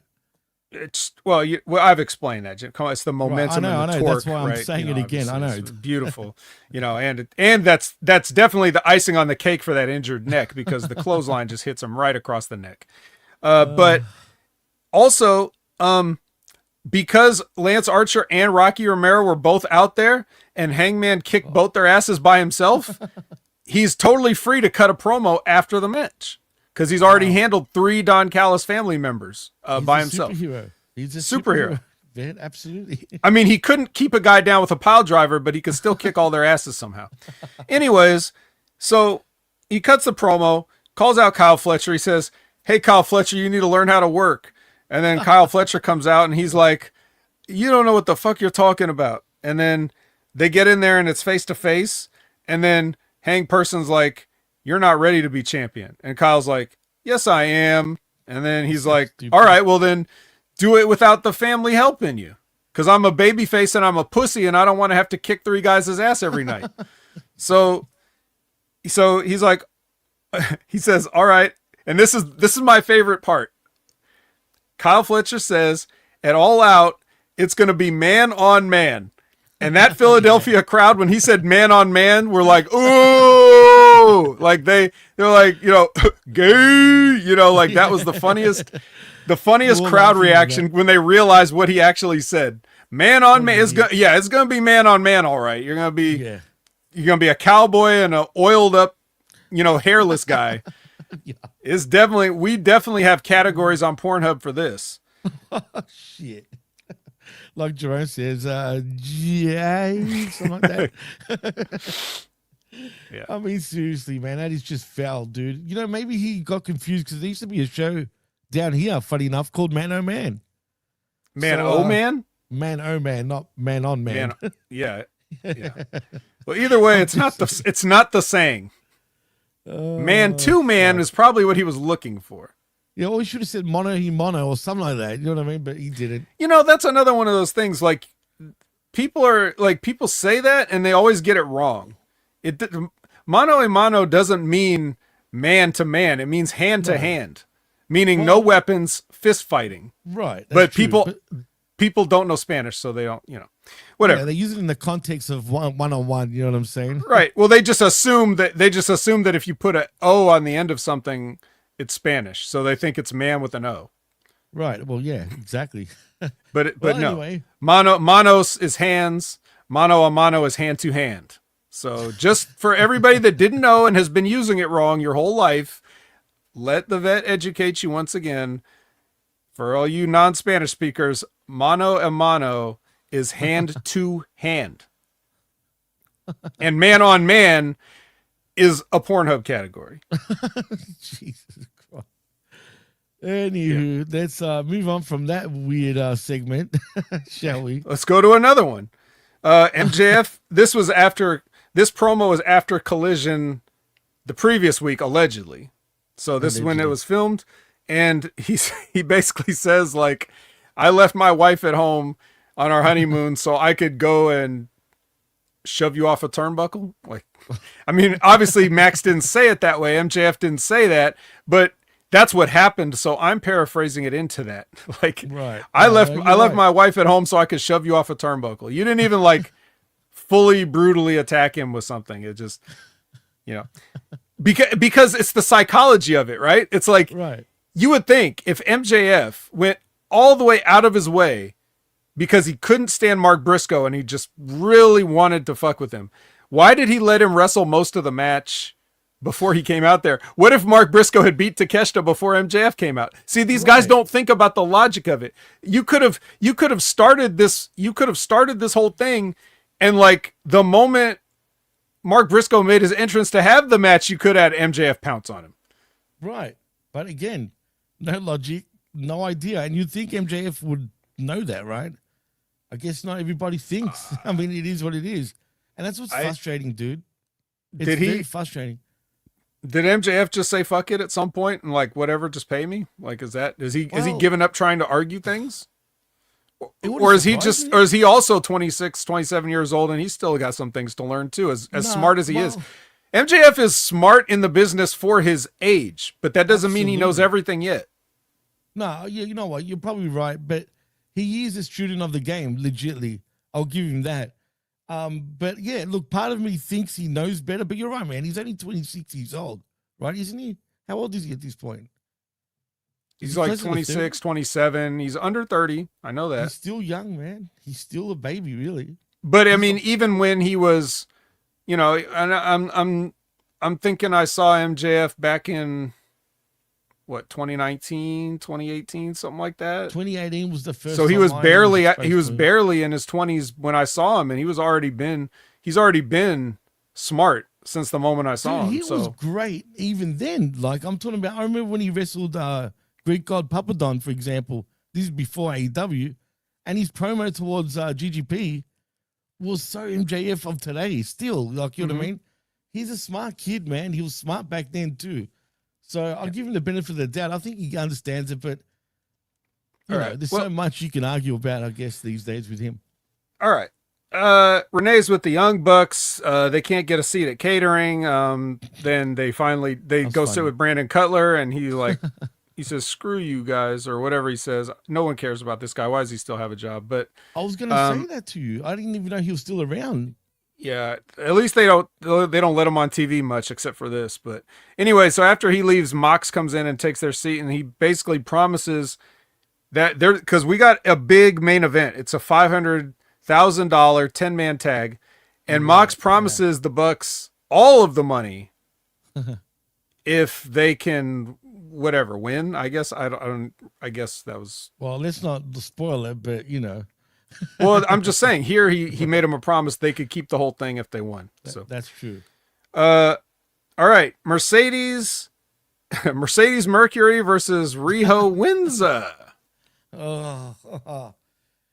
Again, the more I see Winza, the more I'm just turned off the match, dude, and I'm sick of it. Just who tells her to keep screaming it during the match, after the match, before the match? Shut the fuck up, woman. I don't know, but besides that, you know how people, when they describe somebody as athletic, they're not talking about Alex Windsor. She almost fell down trying to kip up again. That's another thing. Can she stop doing that on live television, dude? Because she can't do it. It's one day she is gonna fall, and it's not gonna be worth all the time she barely made it. Why does she try, man? But anyway, double single leg crabs for the win. Obviously, Freddie Mercury's gonna be the one that taps out. That's what I was saying. Yeah, but like we're only bringing you in here to do a job, and even though, but for her part, Mercedes was tapping out, but she was over in the ropes and she was the illegal person anyway, so it didn't matter. But all right, so that was that. Renee is with Rick O.A. And Rick is like, Ricochet's like, hey, Shelton Benjamin, let's agree to a 1v1, right? Let's leave our guys in the back. What do you say? All right. So then we get a statistics package about FTR versus Cope and Christian. And then Stokely comes out and says that whole thing was just bullshit. This is not going to be a dream match. It's going to be a fight. Nobody in this place is getting any hose. And then they're like, and then the, Hollywood Axe the Axe Axon is like, hey, does anybody want to fight in this place? So they go around acting like they're going to fight people in the crowd. Again, just the most tone deaf, like we're just, nobody believes anything you guys are doing. People are still talking about this Raja Jackson thing. You're just, what do you really think is going on here? So anyway, they work a spot. They work a spot with somebody. They get one of the indie workers and they act like it's a fan, and they try to do their own version of something like, oh, this was real, but it's not. Sure, guys, sure. All right, cut that fucking shit off. I don't care if the professor thinks it's funny. I haven't even seen him comment one time today. He's actually running errands. That's why. Okay, well, shout out to the professor. He'll be happy when he hears the replay, but yeah, you're funny, man. Renee's with the Hurt Syndicate. Up. Shelton agrees to a 1v1. Ricochet versus Benjamin. They have a nice match. Obviously, Ricochet's one of the best. Shelton's one of the best. This is actually the best match I've seen Shelton have since he's been in AEW. I wonder why. Great, man. Absolutely. When he's actually in there with somebody good. That's probably why. Exactly. Probably. Well, you don't say. No, for real. He's a guy that actually sells like properly and knows what he's doing. No, you're right. Yeah, it's good. But Gates of Agony are gonna help anyway. Looks like Ricochet's not an honorable man, so they come in and headbutt Shelton, and he gets rolled up, and then the Hurt Syndicate comes out, and they do a brawl and a pull apart. But the thing is, man, are we supposed to take the Gates of Agony now serious? Are they going to be a serious tag team from a couple of weeks on until now? Like, are they going to be a dead set serious tag team? That's what worries me. If they're going to be strong from now on, I'm looking forward to this matchup and whatever they do in the future. But if they're going to just start being jobbers again, pretty much, and just lackeys to Ricochet, and they just always lose, then that's another issue altogether. They definitely have some rehab to do. Because their characters have been assassinated since day one. Assassinated, Jesus. I mean, firing squad at least 10 times over, but they look great though, man. I love their new look. They can talk. They should even get more mic time. They don't need Ricochet as a mouthpiece, in my opinion. I think both of them can technically talk, but we'll see, man. Hopefully, most of the time now when they're doing promos, everybody gets right. That's how it should be. For sure. Hook. He appreciates the ops and everything they've done, but it's time for Hook to stand on his own. And then he says, or maybe not. What does that mean? Is Hook going to get a crew also? Ugh. Don't say that. What? And if that's the case, who would be part of this? Say. Who would you guess if you had to guess anyone? Sorry to put you on the spot, if anything, because it's a hard one I'm trying to think choose. who has nothing going on. Paragon? They seem to fit the bill. I mean, okay, look, forget it. That would be funny too. Like that would be funny too if Hook and Paragon join up, and then Adam Cole comes back. Oh my God, Hookhausen. what if he teams up with yes, I care about Hook, Aaron. When if he teams up with Paragon, and then Adam Cole comes back, and then he does the same thing that Hook did. What, you just waited? You didn't even wait till my body was cold to replace me, or whatever. It's like, I know and then they could run the angle, and then he can have a long program with Adam Cole versus Hook. But anyway, I don't know. They're killing him, dude. They're killing him. I'm sorry. I love Hook too, but yeah, to answer your question, I can't stand him talking, bro. I can't do it. So I thought this was good, though. I mean, as if we took all the stupidness out of it, if it was just a promo, then yeah. Yeah, but that's because it was pre-taped. You know what I mean? That's why it was good. Hey, that's fine. If you well, it's the thing. Like, again, what was saying about WWE earlier? They have all these people. They don't know what to do with them. Right. So Hook's the same thing. Everybody in AEW is the same thing. We're just talking about the Gates of Agony. We're talking about everybody. Like, you don't know what to do with anybody. You didn't know what to do with Wardlow. He comes back and you still don't know what to do with him, and he's hurt. But now that he's hurt, you still don't know what to do with him. Nobody knows what to do with anybody. Everybody's so bad at knowing things. That's the problem with the world today. Too many people running their mouth, not enough people knowing things. Facts. So, hey, anyways. Before you move on, what about what Zane says? That could be interesting. You have to change Hook, though, completely for that to work, in my opinion, though. Yeah. He needs to be repackaged completely. Yeah. But anyway. Shivani's with Callis and Fletcher. Kyle promises that it's going to be there's going to be a Philly street fight. Wait, did I miss something here? What was he talking about? He said there was going to be a Philly street fight. When? Next week? Dynamite? Against somebody? Against Hang Person?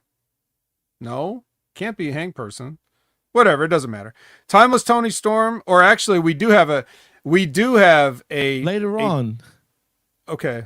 The main event, wasn't that not the main event, but just before the main event with the street fight, we had the Sandman Tony Storm, whatever.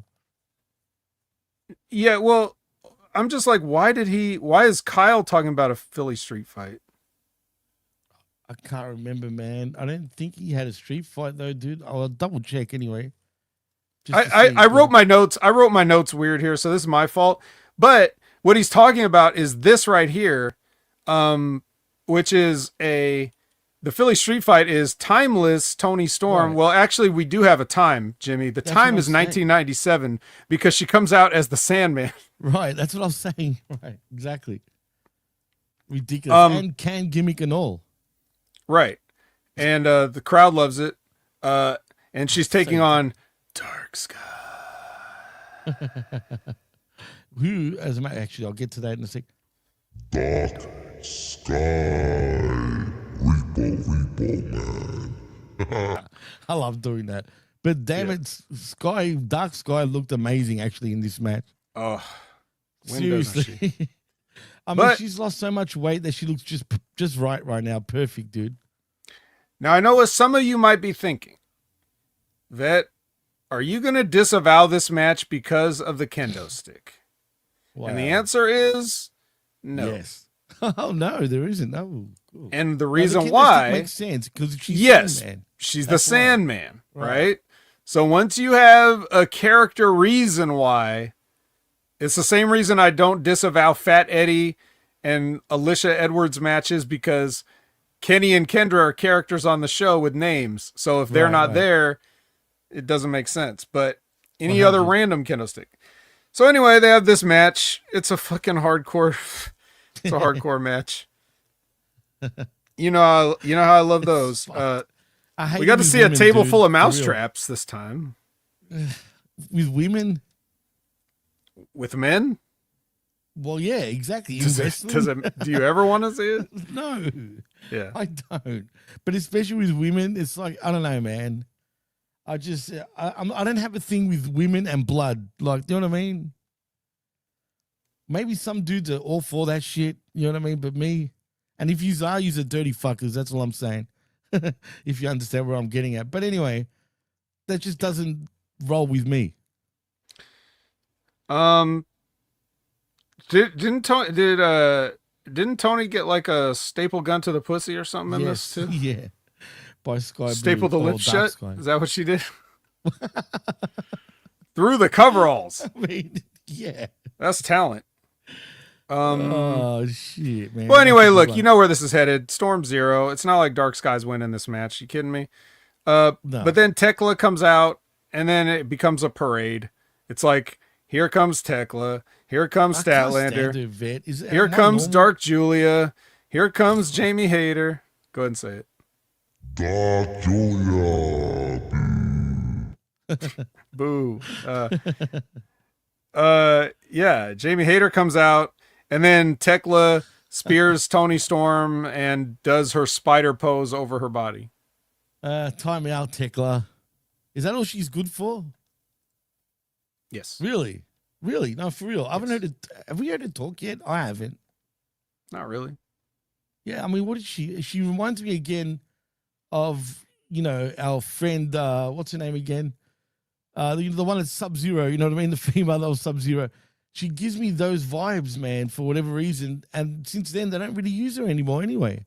And I just find Tekla like, I don't know, man. She's just boring, nothing to me. There's a whole bunch of women that look like her anyway.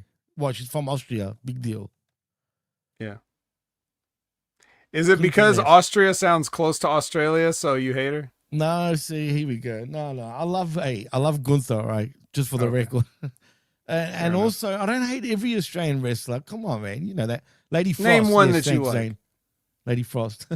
Sorry? I said, name one that you like. I said Rhea Ripley. And by the way, I don't know if you saw the video with Rhea Ripley and her favorite band, but that was disgraceful. I didn't. Yeah, if you see it, you'll probably see it eventually. It's ridiculous. But anyway. All right. And I actually don't mind Grayson Waller, by the way. That's see? the Grayson Waller effect right there. That is the Grayson Waller effect. I think he's so much better than what he's being used as, in my opinion. But anyway. Well, all he needs is a chance. That's it. That's all he needs. But we're back to an Australian woman. Harley Cameron is going to interrupt Renee, who's trying to interview Willow. I don't know if Willow has ever had an uninterrupted interview or if it's been just a really long time, but it seems like always somebody just right there to step in. And so Harley sings a song about, she has her guitar and she's singing a song about Willow teaming up with Statlander or something. It's basically trying to push for a tag team, and Willow says, nah.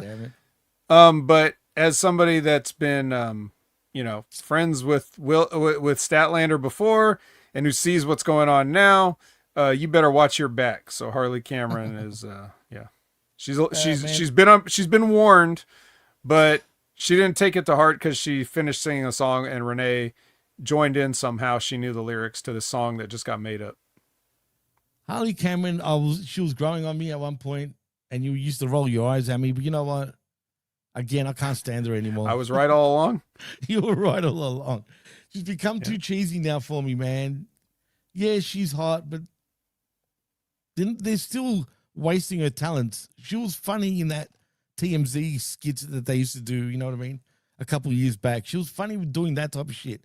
This, Feel the Wrath and all this bullshit and their mask and whatnot, and the guitar play, good for you. I just don't care, man.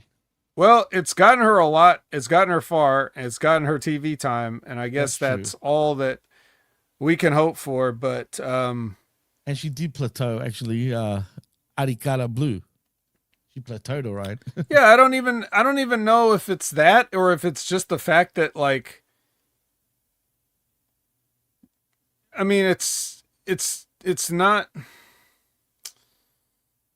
like her stuff is getting better, but she's not, like, the character isn't advancing anywhere, even though so maybe in that sense she's plateaued, like character's still where it's at. But then again, she's already had, like, her chances at stuff, and it wouldn't make sense for her to be in the main event. So you can't put her in the main event just because she has a puppet and a guitar and stuff. No, you can't do that. Not, man. But I think at she's the just same very time, well loved backstage, though. I think that has a lot to do with it, man. Yeah, well, we'll talk about her. This won't be the last time we talk about it. We're at the main event of the $500,000 10-man all-star tag team match. The Bucks and the Riders versus Brodito and the Ops. Fucking whatever. This was just a bunch of stuff happening. The Young Bucks pin somebody.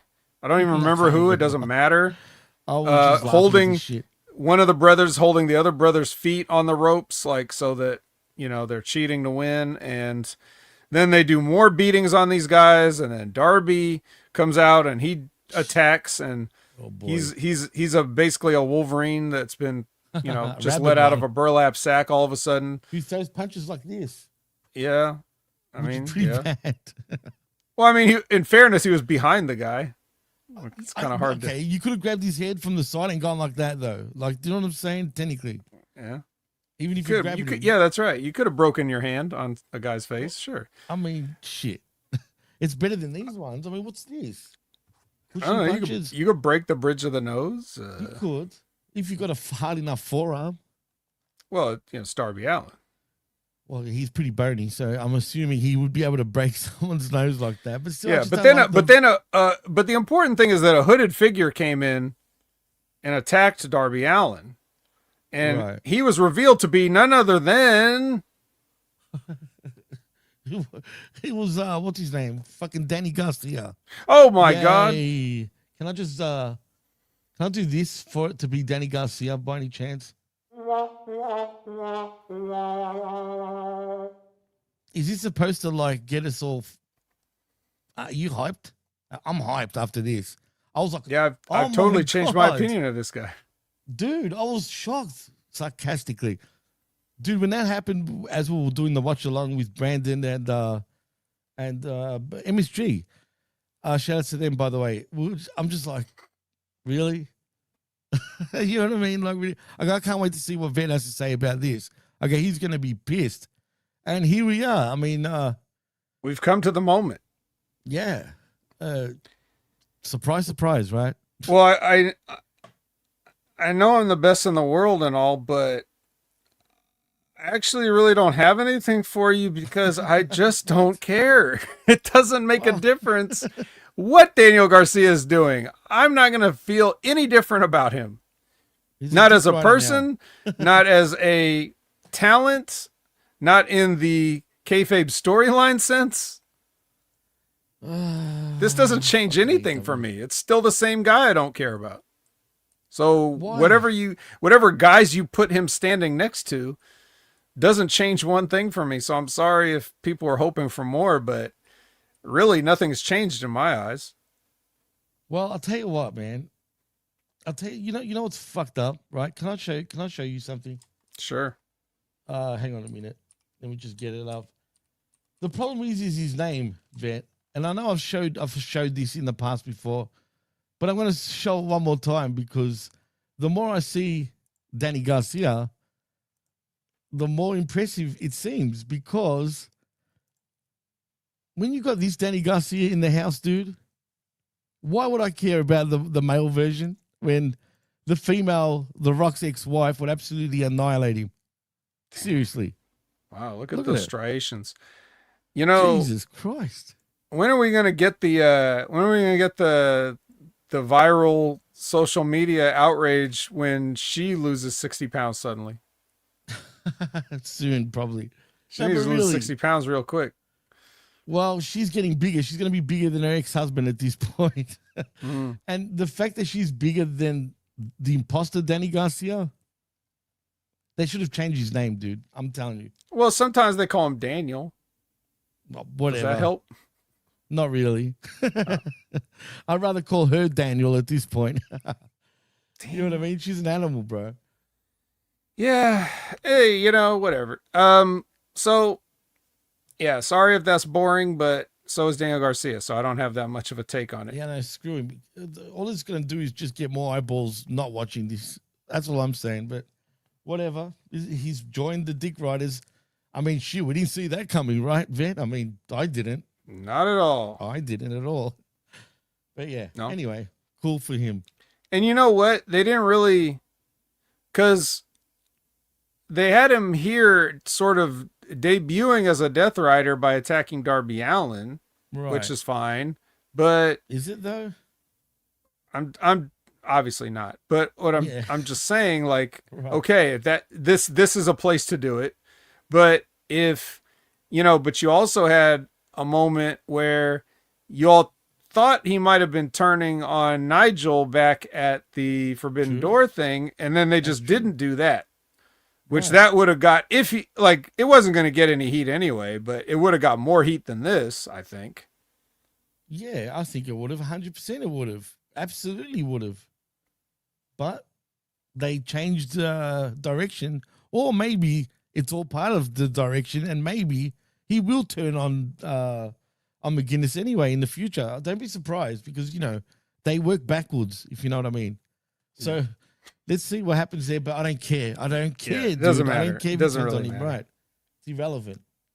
So, we're on Collision now. All right. One more thing. Yeah. The Young Bucks, being the Elite, is back, by the way. Oh, and no. it continues the storyline with the Bucks, and now they got money. I just want to say they gambled the money. But anyway, that's all I just wanted to point out. Oh, But like, continue on. so they did the Baron Corbin storyline? Well, I don't know if they're going to do that sort of storyline, but there's insinuating, like, the show sort of ends when they're at the casino, basically. And they love, Nick Jackson particularly loves playing the what do you call it? The slots. Loves them, dude. So that's true. That's actually a fact. I'm not just saying that. He actually does like playing them. Don't tell me stuff like that, because it's going to push something important out of my brain. I only have so much room for so many facts. And if you tell me a useless fact like that, I'm afraid I might lose something I want to keep. So try not to tell me that dumb shit in the future. Okay. I'll never tell you that again. Okay.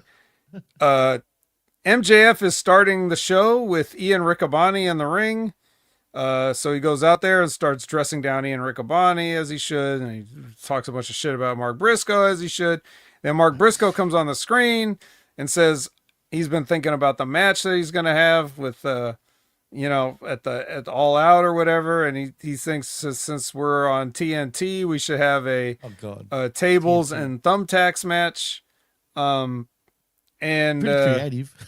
Yeah. And then he pulls a trick out of MJF's book and says, "Oh, by the way, look behind you, dumbass." And then he attacks him and they're fighting, and there's already some tacks somewhere. He's already got tacks stashed, and he goes to give him a J Driller on the tacks, and then MJF escapes. So is it getting beyond I get it. I appreciate the long-term storytelling, but I don't take it as serious anymore, Vet. That's the only issue. It's becoming not even with thumbtacks. No, but do you? Look, I love Briscoe, man, but does he look like he really is upset now with MJF anymore? It's becoming sort of fun for him now, if that makes any sense. That's the impression I'm getting, and I don't really like that, dude. Well, it's really hard to maintain a level of anger from week to week, I guess, but still, man. I mean, I want to see like a blood. Can he just be at home with the kids and hanging out and being a dad and just stay that angry? Like, it's hard. I guess, but what made it even funnier or worse was actually when Mark was on top of MJF. Did you see the way MJF's legs were like? The way he was like, it was like his legs were spread, and he's just like, and I get it. It's funny. Those little things kind of, is good in a way. But it makes me look at it even more comedic, and I hate that, dude. That's my only issue. But I know they're gonna have a great match when they do wrestle it All Out. So yeah, I'm looking forward to it, I guess. Yeah, I mean, if you gotta have a garbage match, I'd rather these two guys that have a brain do it. Well, yeah, it's true.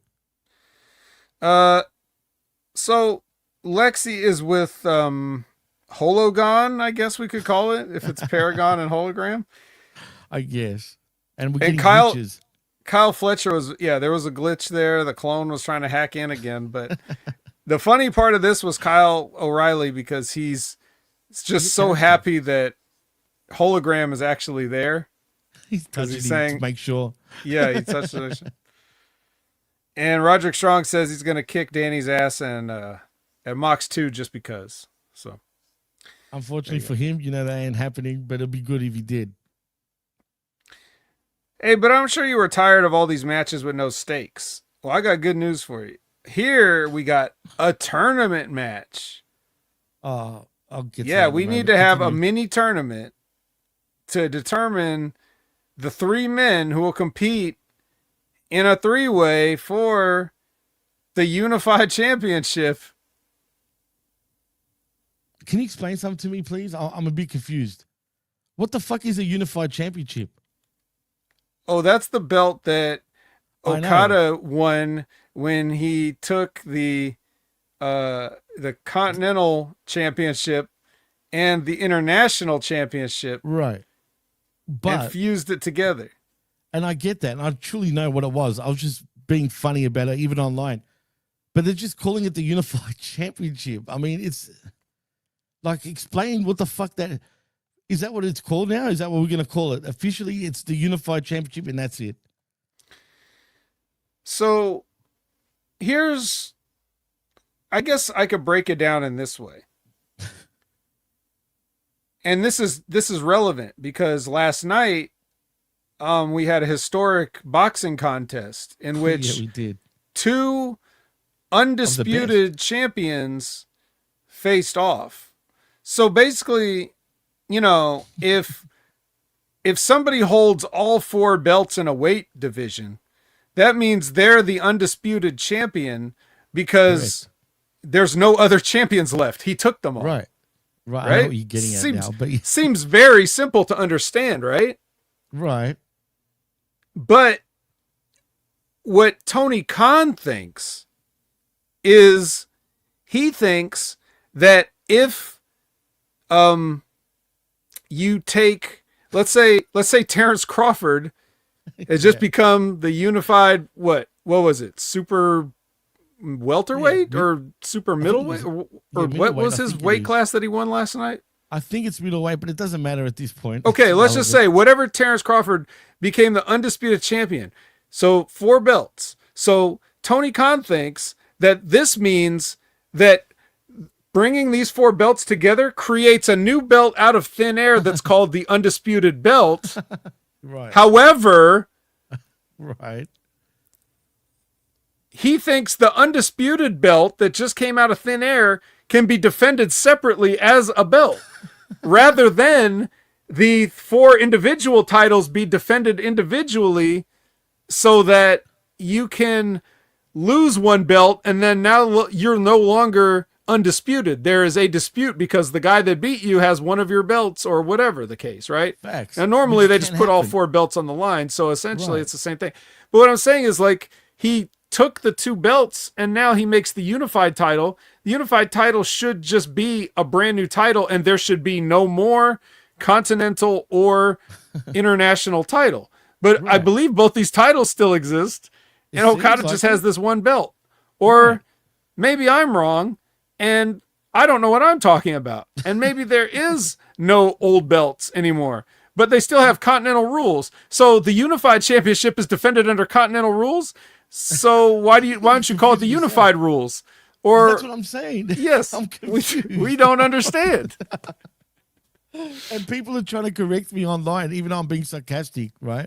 Okay, yeah, course but what they is it? What is it, though? You know what I mean?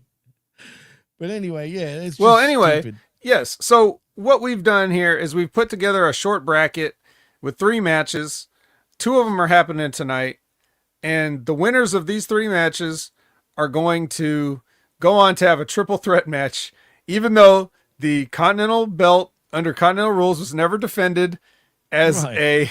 a triple threat in any capacity, because I would think a triple threat means there's no countouts or disqualifications, but Continental rules say you can't have people at ringside.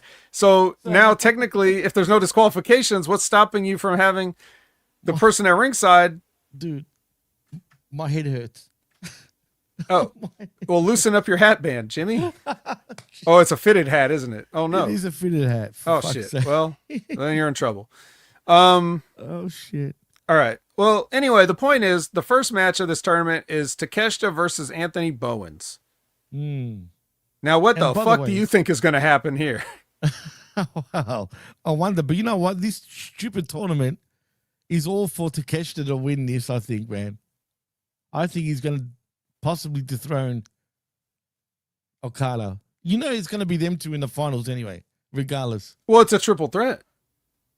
Well, still. So you could have, Oh, wait, so there's going to be one more. In the finals, it has to be triple threat, you're saying? yes, because, well, we'll talk about it in a little bit. Let's just get through one thing at a time. All right. Stop looking to the future. I keep telling you, just knock that off. You keep looking ahead. There's no point. You're right. Takeshita wins this match. You could have looked Right. to that future. That was definitely going to happen. Raging Fire, boom, that's over. Then Mascara Dorada promo. Okay, he cuts a promo. He's going to take on, what do you call him, More Toast or whatever? More toast. The Beast. Yeah, Wait, that's- sorry. Whoops.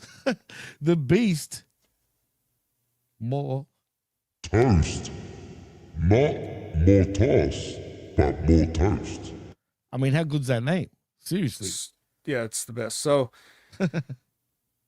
that's the match that's going to happen as the third qualifier. So whoever wins Right, that, and you know it's going to be Dorada probably, right? So it's going to You be think so? What? Why? Because CMLL, and he's going to take the pin. Whoever's going to win. well. Let's move on. Timeless commentary, okay? Because we have another $500,000 5v5 match. It is Megalope and the Dark Triangle, or whatever they're called. The dark triangle works. Triangle of Madness. Triangle of Madness. Oh. That's right. Triangle of madness. Yeah. Can we stop this money bullshit already? Nope. Why is money flying The everywhere? money's going up, man. These matches are so hot that the prize money keeps doubling. You know? But I can't fucking, I don't know what's going on. It's making Let me me just stupid. at least say the other half of the match. Okay. Ty J, Cam Stat, and Jamie Hayter. Ooh, Okay? love all these women. Yeah. Not. Now in the parking lot earlier, you know, I don't know why you would let all these women stand outside and at the 2300 arena. That's dangerous. Don't do that. Very dangerous. But anyways, they did it. And it seemed like the babyface team was a little less than harmonious, let's say. They seemed like they were a little chirpy, Bit off. chippy, you know, whatever. Yuta was out at the ringside, like cheerleading for Statlander. Is he still part of the Dick Riders, technically, now that Garcia's there? Yeah. Okay, I didn't even notice him this time. But anyway, He just We'll came get out to real that. quick, clapped, got up on the apron, clapped for Statlander at ringside, and then just left. So, anyways, a bunch of shit happens, and then Tekla spears Anna Jay and beats her. And then, for some reason, Queen Aminata and Mina Shirakawa come out, and Mina has a beer cooler, and Queen Aminata has a spatula. I don't, whatever. And then they come out. So now it's like 7-on-5, I guess, for the baby faces. yes. And then Toni Storm dives on everybody. She gets up from the commentary table and just jumps on everybody because she's got to do something. And then Gotta Tekla rush. goes, yeah. Tekla goes to spear her again, just like she did on Wednesday. And Tony just catches her in the Storm Zero pile driver and shuts it down. So Again, why does this feel familiar? Like, really? Haven't we seen this a million times already with these women, pretty much? well, now you're going to see it again for $500,000. That's right. But didn't they have a money match too not too long ago? The same bunch? Yeah, but it wasn't that much money. It was less money. Now it's more money. So it's a better match. I need a wish. God, you're so behind. Don't you I'm know sorry, more but money means fucking- better? Come on. You could have fooled me. You could have Yeah. fooled me, man. No. Fucking hell. Jesus Christ. Fucking Just think Tony. about it. Just think how much better your show in Melbourne will be when you pay more money for your seat. You know. Jeez. Speaking I'm of pissed money, about that, bro. a Come on. platinum challenge. It's Oh, here time we for a go, platinum right. challenge. And the person that answers Max Caster is Big Bill with Bekeith at his side. You already know what's going to happen here. It only takes. Oh, by the way, Eddie Kingston confirmed that the money is good, and he's down to fight. He just needs a location. So he confirmed this on Instagram Threads, by the way, which is an interesting place to Threads? confirm it. Yeah, remember it? Yeah, I've got Threads, but I don't use it. Yeah, nobody really does except for Eddie Kingston. He confirmed his match on here. So, Wow. What a. so it took. That was great. Yeah, it took Big Bill 1:54 to beat the guy, what's his Max. Yeah. What's it called? Bowens. Or Max. Sorry, Max Caster. Right. So Big Bill cuts a promo, and he says, "I'll tell you the place. The place is all out, but don't worry, Eddie Kingston's not going to show up. He's going to disappoint you all like he always does." And that's Of what he said. course. Right. And that means he's showing up. He Woohoo, definitely yeah. showing up. You know, the return of the big New York hero in Toronto, Canada. Wow. Lexi No, is no, with in Anthony Toronto, Bowens Canada, now. Yeah. Now she's with Anthony Bowens, and Jerry Lynn is there. And Jerry's like, "Hey, remember last week when I was?" And then Max walked by and said something, and that set Bowens off. So Bowens just starts beating the shit out of him. They fight to the ring. Jerry Lynn is like following him, like, "Guys, stop it! I'm trying to get you back together." And he grabs a microphone. He's like, "Don't you see that you're in love with each other?" Well, he didn't say that, but he's basically was trying Get to a say, room and screw already? Is that Yeah. what you're saying? yeah. And then Vanilla and Shoddy come out, and they somebody gave them a microphone. That's a mistake. What Don't the do fuck, that. dude. I thought of you straight away seeing that. Yeah, but they came in and started. They wanted to get a piece, and they were actually getting over.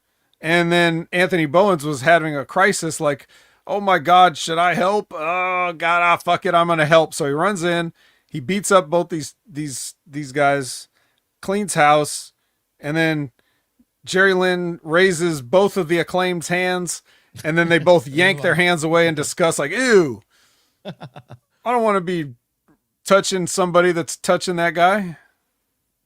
Those fingers are touching something else. But anyway, cool. They're going to be back together. And what bothers me is why is Jerry Lynn being the guy that's supposed to be played by, badass Billy Gunn? What's happened to Billy? I don't know. Has he just But disappeared? even when Billy was there, it seemed like he tried to do the same thing and they still rejected it. Because remember, they had that big thing in the Right. ring where, And then he was sick of him. He's like, fuck yeah, they this, both I'm turned out. on him and was like, Right. Whatever. So Jerry's the second guy to try. I assume they used Jerry because of the ECW, Yeah, like the well, arena. obviously, and stuff, right? obviously. Right. Yeah. Jerry Lynn. Yeah. One of the best. All right, ever. whatever. So Lexi is with Mystico, and he came all the way here to just stand in the parking lot in his full gear, which is funny.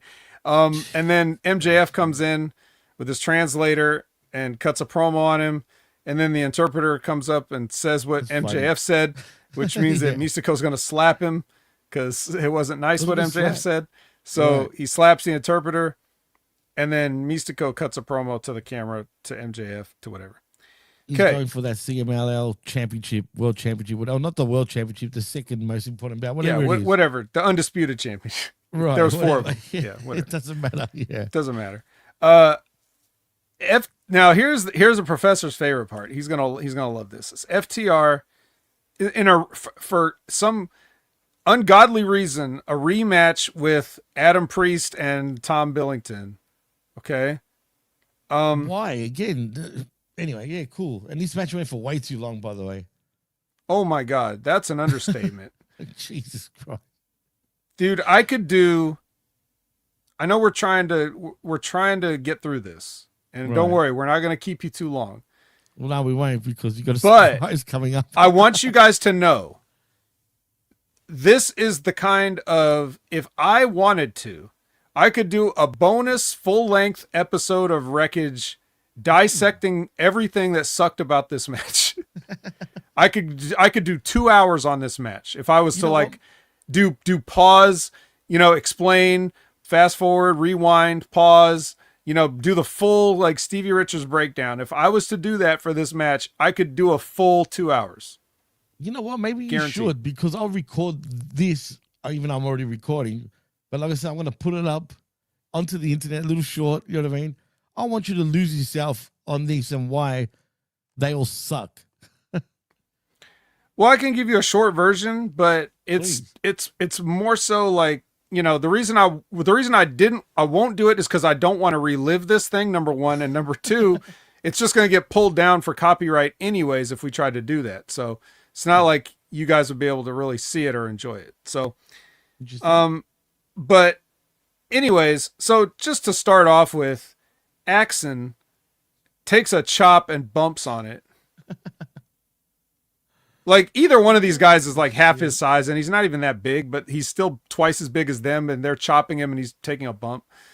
The Dynamite Kid, you got to stop using that name because you're a disgrace to your dad. He's uncle. Or your uncle. You're a disgrace to your dad too. Don't get me wrong. But this kid is fucking rotten. Like he's rotten. Like he's not ready for television.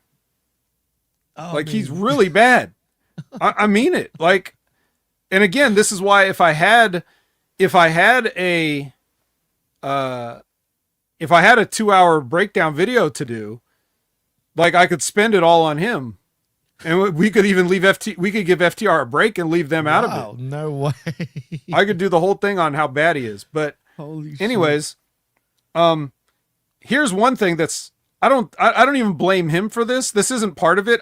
When I say he's rotten, I mean his mechanics in the ring. Like he's out of position. He's slow. He's unathletic. Just like everything he does looks lazy. He looks like he's blown up already. But he hasn't even done anything yet. Just terrible. Worse than when he first debuted too, for some reason. If there's one thing you could say about Dynamite Kid, like his shit looked good. He looked vicious. Even when he wasn't hurting you, he looked like he was beating the shit out of you. 100%. Like Dynamite Kid, you know what I mean? Yeah, like the he had an intensity. He had an intensity to him. This kid has no intensity whatsoever. It's like the most milquetoast guy.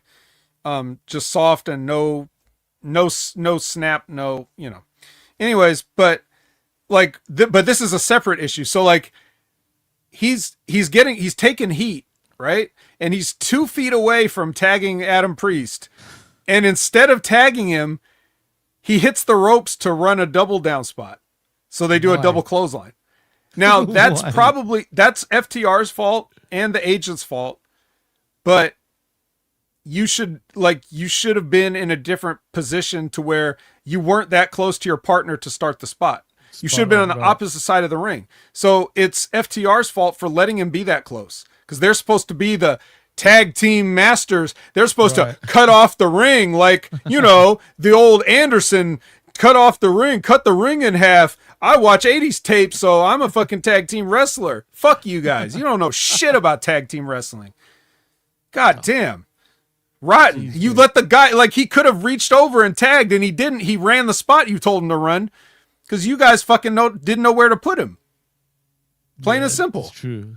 Spot on, man. Even though it's still his fault, don't get me wrong, but yeah, they should have told him at least. But anyway.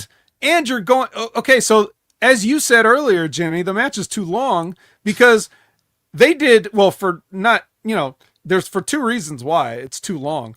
But one of the reasons is because you got 2 sets of heat. You had to get heat on both guys. These are job guys. Job guys. You don't need to do 2 heats and pull time in a job guy match. Even if you're trying to say, that Tom Billington isn't a jobber, the other guy sure as shit is, because he never beat anybody on television. So what the fuck?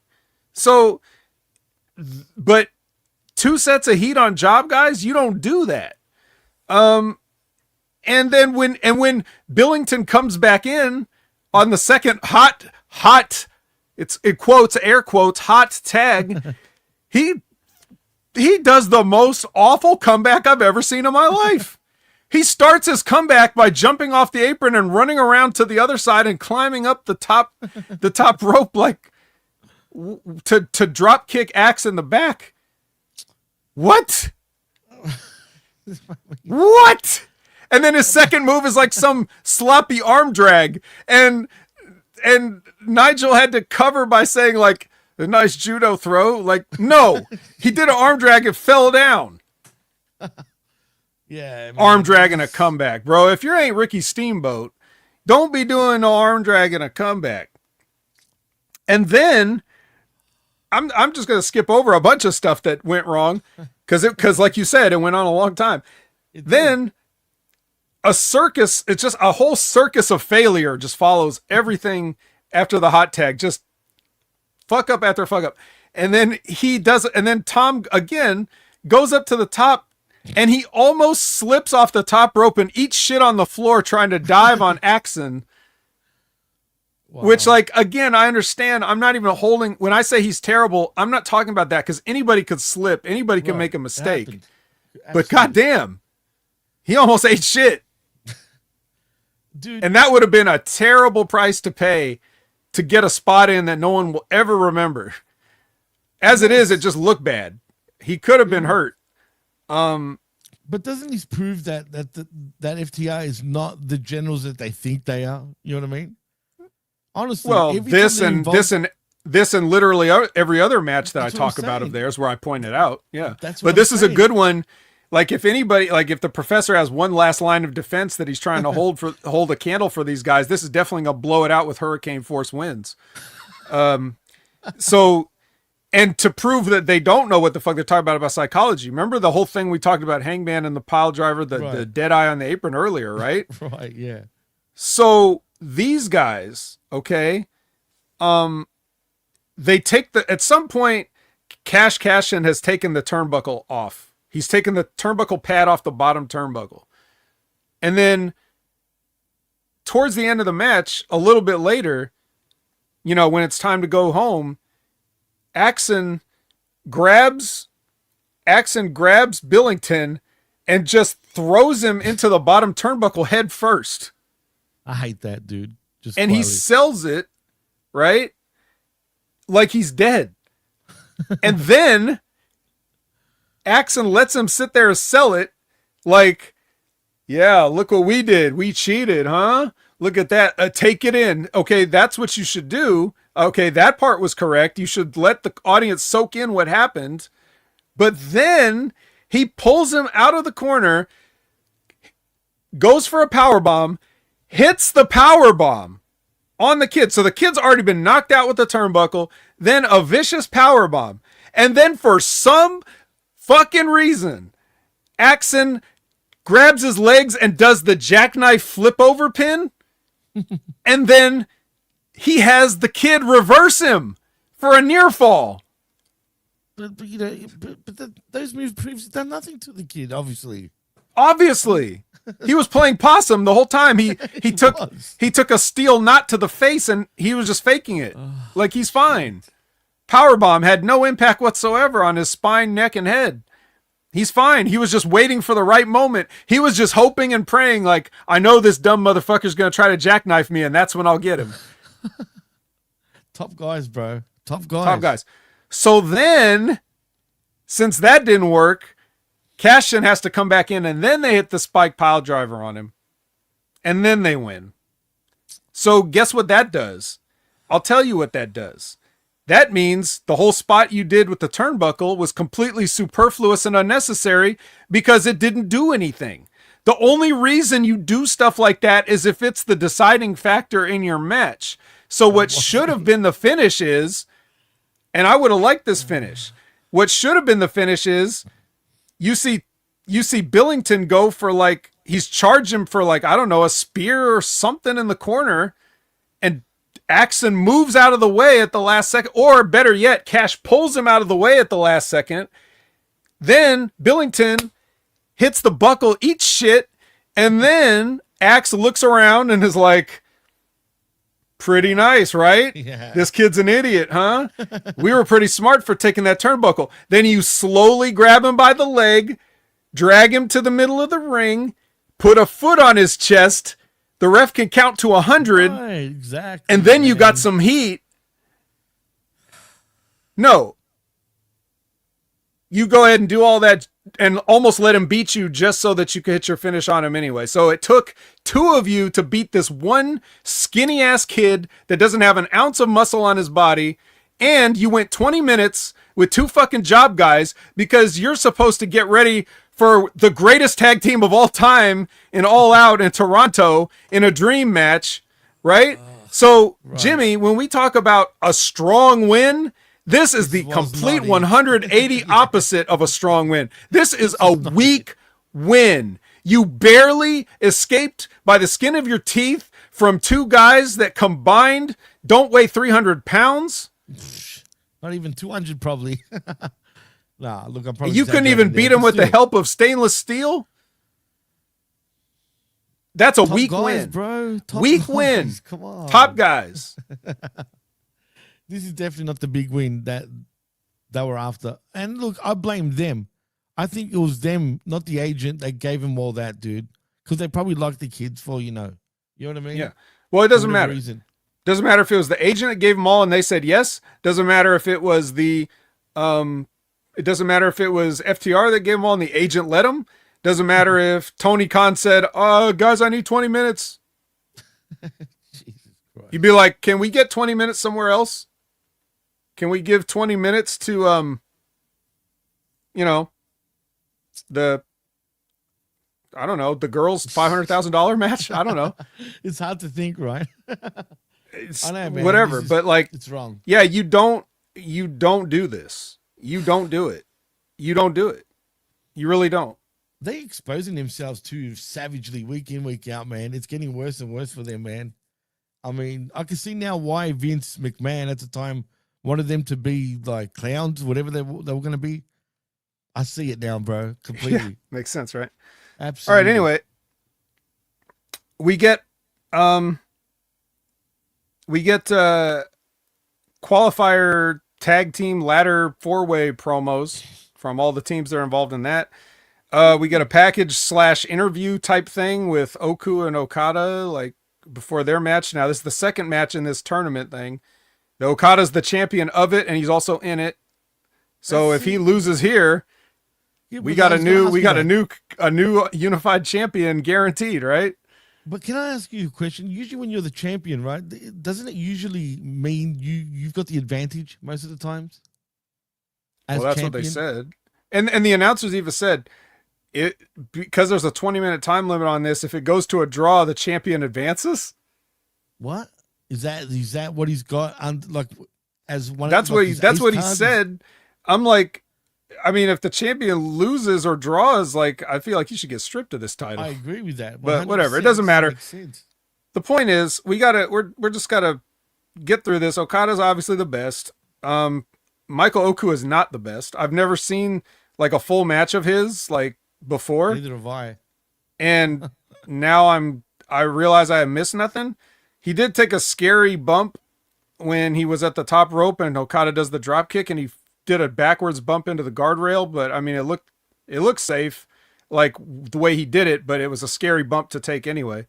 But then later on, like, to prove like he's not the best in the world, like he did a moonsault and landed right on Okada's face, like Billy Kidman style. So that sucked. Yeah. So but Okada doesn't give this kid that much time. Like he definitely doesn't drag it out the whole 20 minutes like FTR. So he knows exactly what amount of time he needs, and he's going to do that. And he did, and he finally beat him with the Rainmaker. And then Takeshita came out and looked at him, and then they looked at each other, and then that was that. I'm not going to lie. I'm looking forward to them two facing off each other, though. Well, it's going to be in a triple threat match. But that's the problem. Right, with one of two guys, either Mortos or Dorada. So here's the best part, guys. we're basically done here. We're getting ready to wrap it up because Moxley and Daniel Garcia enter, bad. and this is the main event. And you know what that means? That means if Daniel Garcia is in the main event, I disavow the main event. I don't have to watch it. I don't have to report on it. I wash my hands of it and we move on. So normally I would turn it over to Jimmy. But in a funny coincidence, Jimmy had not quite finished watching Collision at the time that we started the show. Right. Because he was trying to get it done last minute and he hadn't got this far yet. So we had to go live and Jimmy didn't watch it either. So guess what?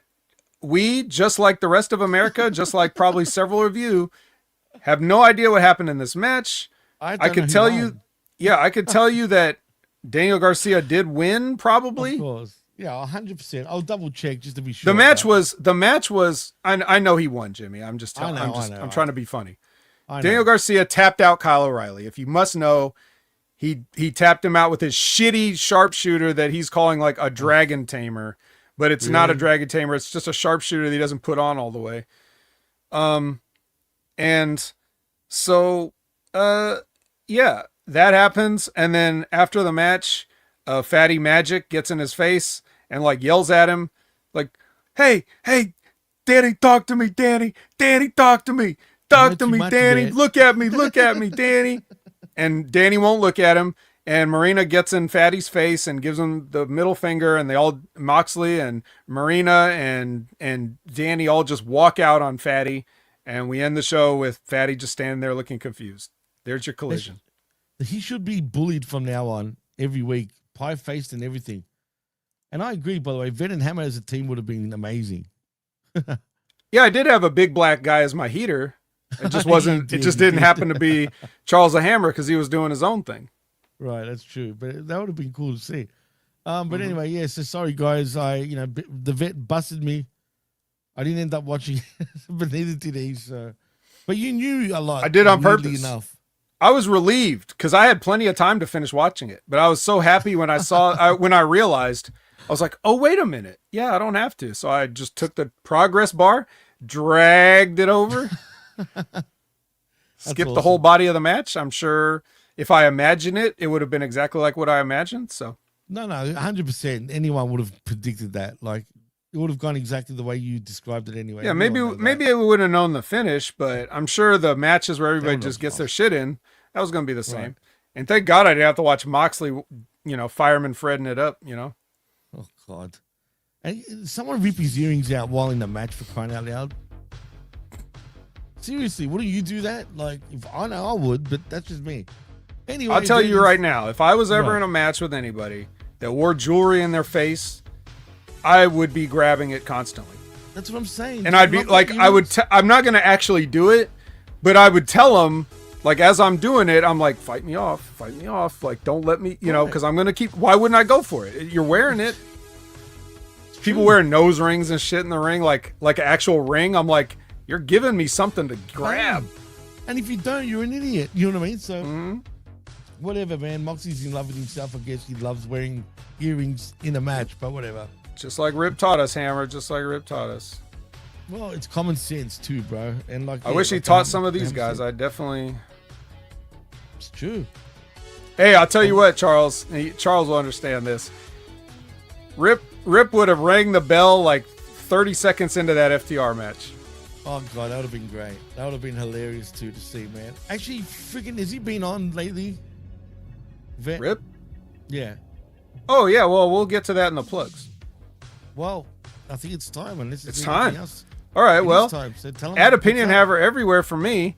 So check me out. Follow me on all your favorite social media platforms, even the ones that I may be on them. I don't use them, but I'm on them. So like, let's say you're on TikTok. You can follow me at Opinion Haver on TikTok.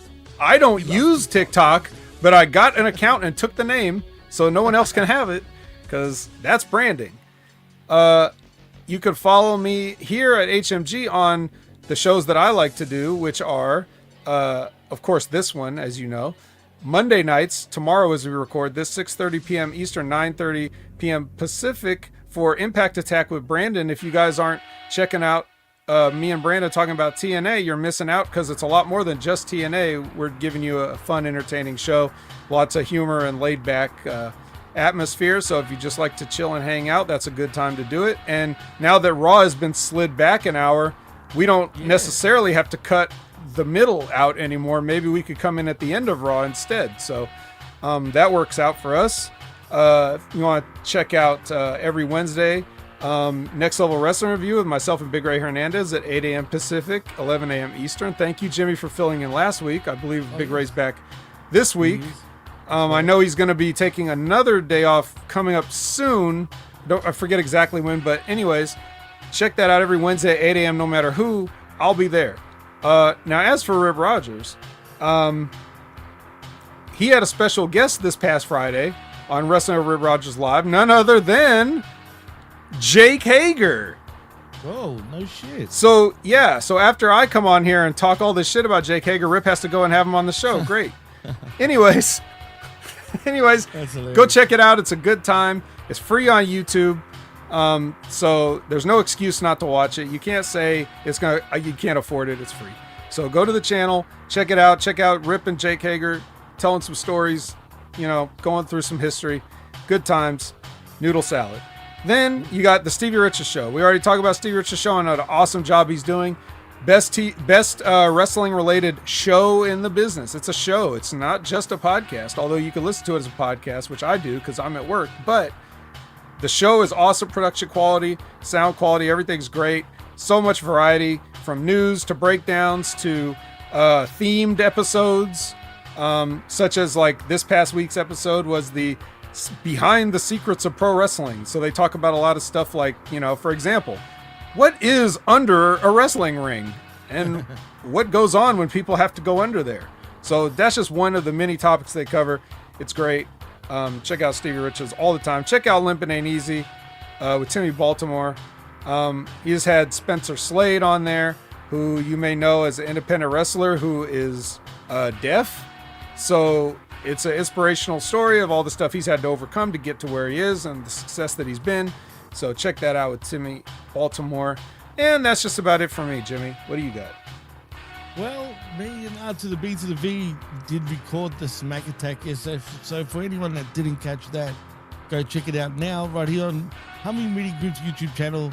And also this Tuesday morning, 10 a.m. Eastern, it's myself and Big Ray Hernandez for I Like It Raw.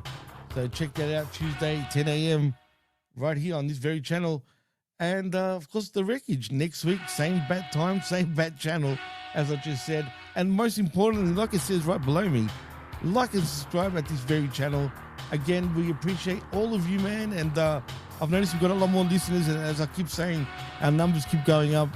So please just continue that momentum and let's keep getting us up there because we very much appreciate it, man. So in saying that, it's a wrap. Oh, and before I go, Vet, I'm going to tell you from now, if you don't want to wait because it goes for about 2 minutes, I did say I was going to plug MSG's movie. So I don't blame you if you take off, right? So take off if you must. So I'm just going to play that at the end because I promised him I would. So look out for that. MSG's playing in the movies, one of the main dudes, man. So yeah, check this out. You'll see that in a moment. But in saying that, I am Jimmy T. He is the best in the world, the Vet Jamie Williams, and you've been listening and watching the Wreckage right here on Hamin Media Group's YouTube channel and on channelattitude.com after the fact. Till next time, peace.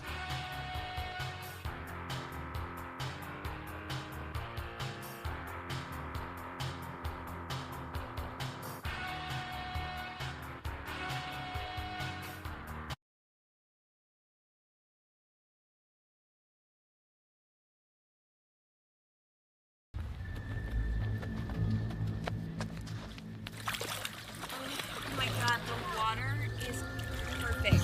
Ay, se ve bien, de verdad. Dan?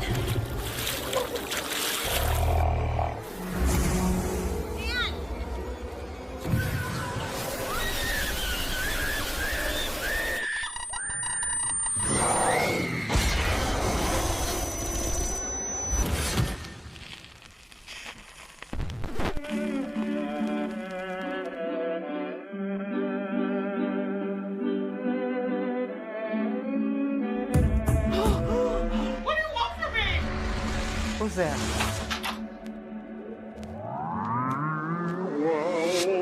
Yeah, what the hell is that? It's getting closer. Get the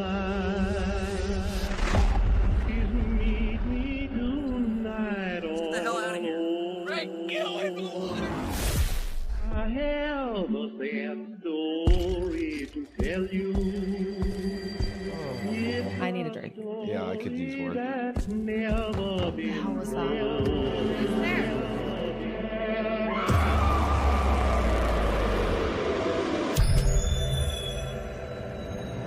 Come on. I don't want to sit at the pool all night. This is boring.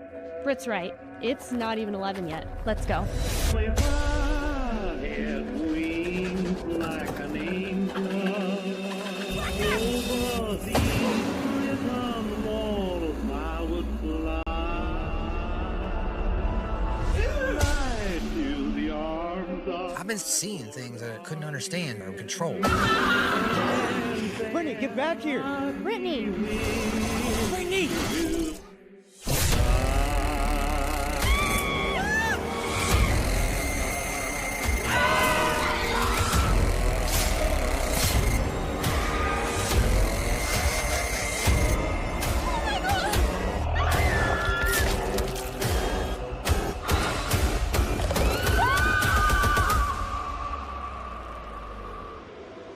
We gotta see this shit. I have a sad story to tell you.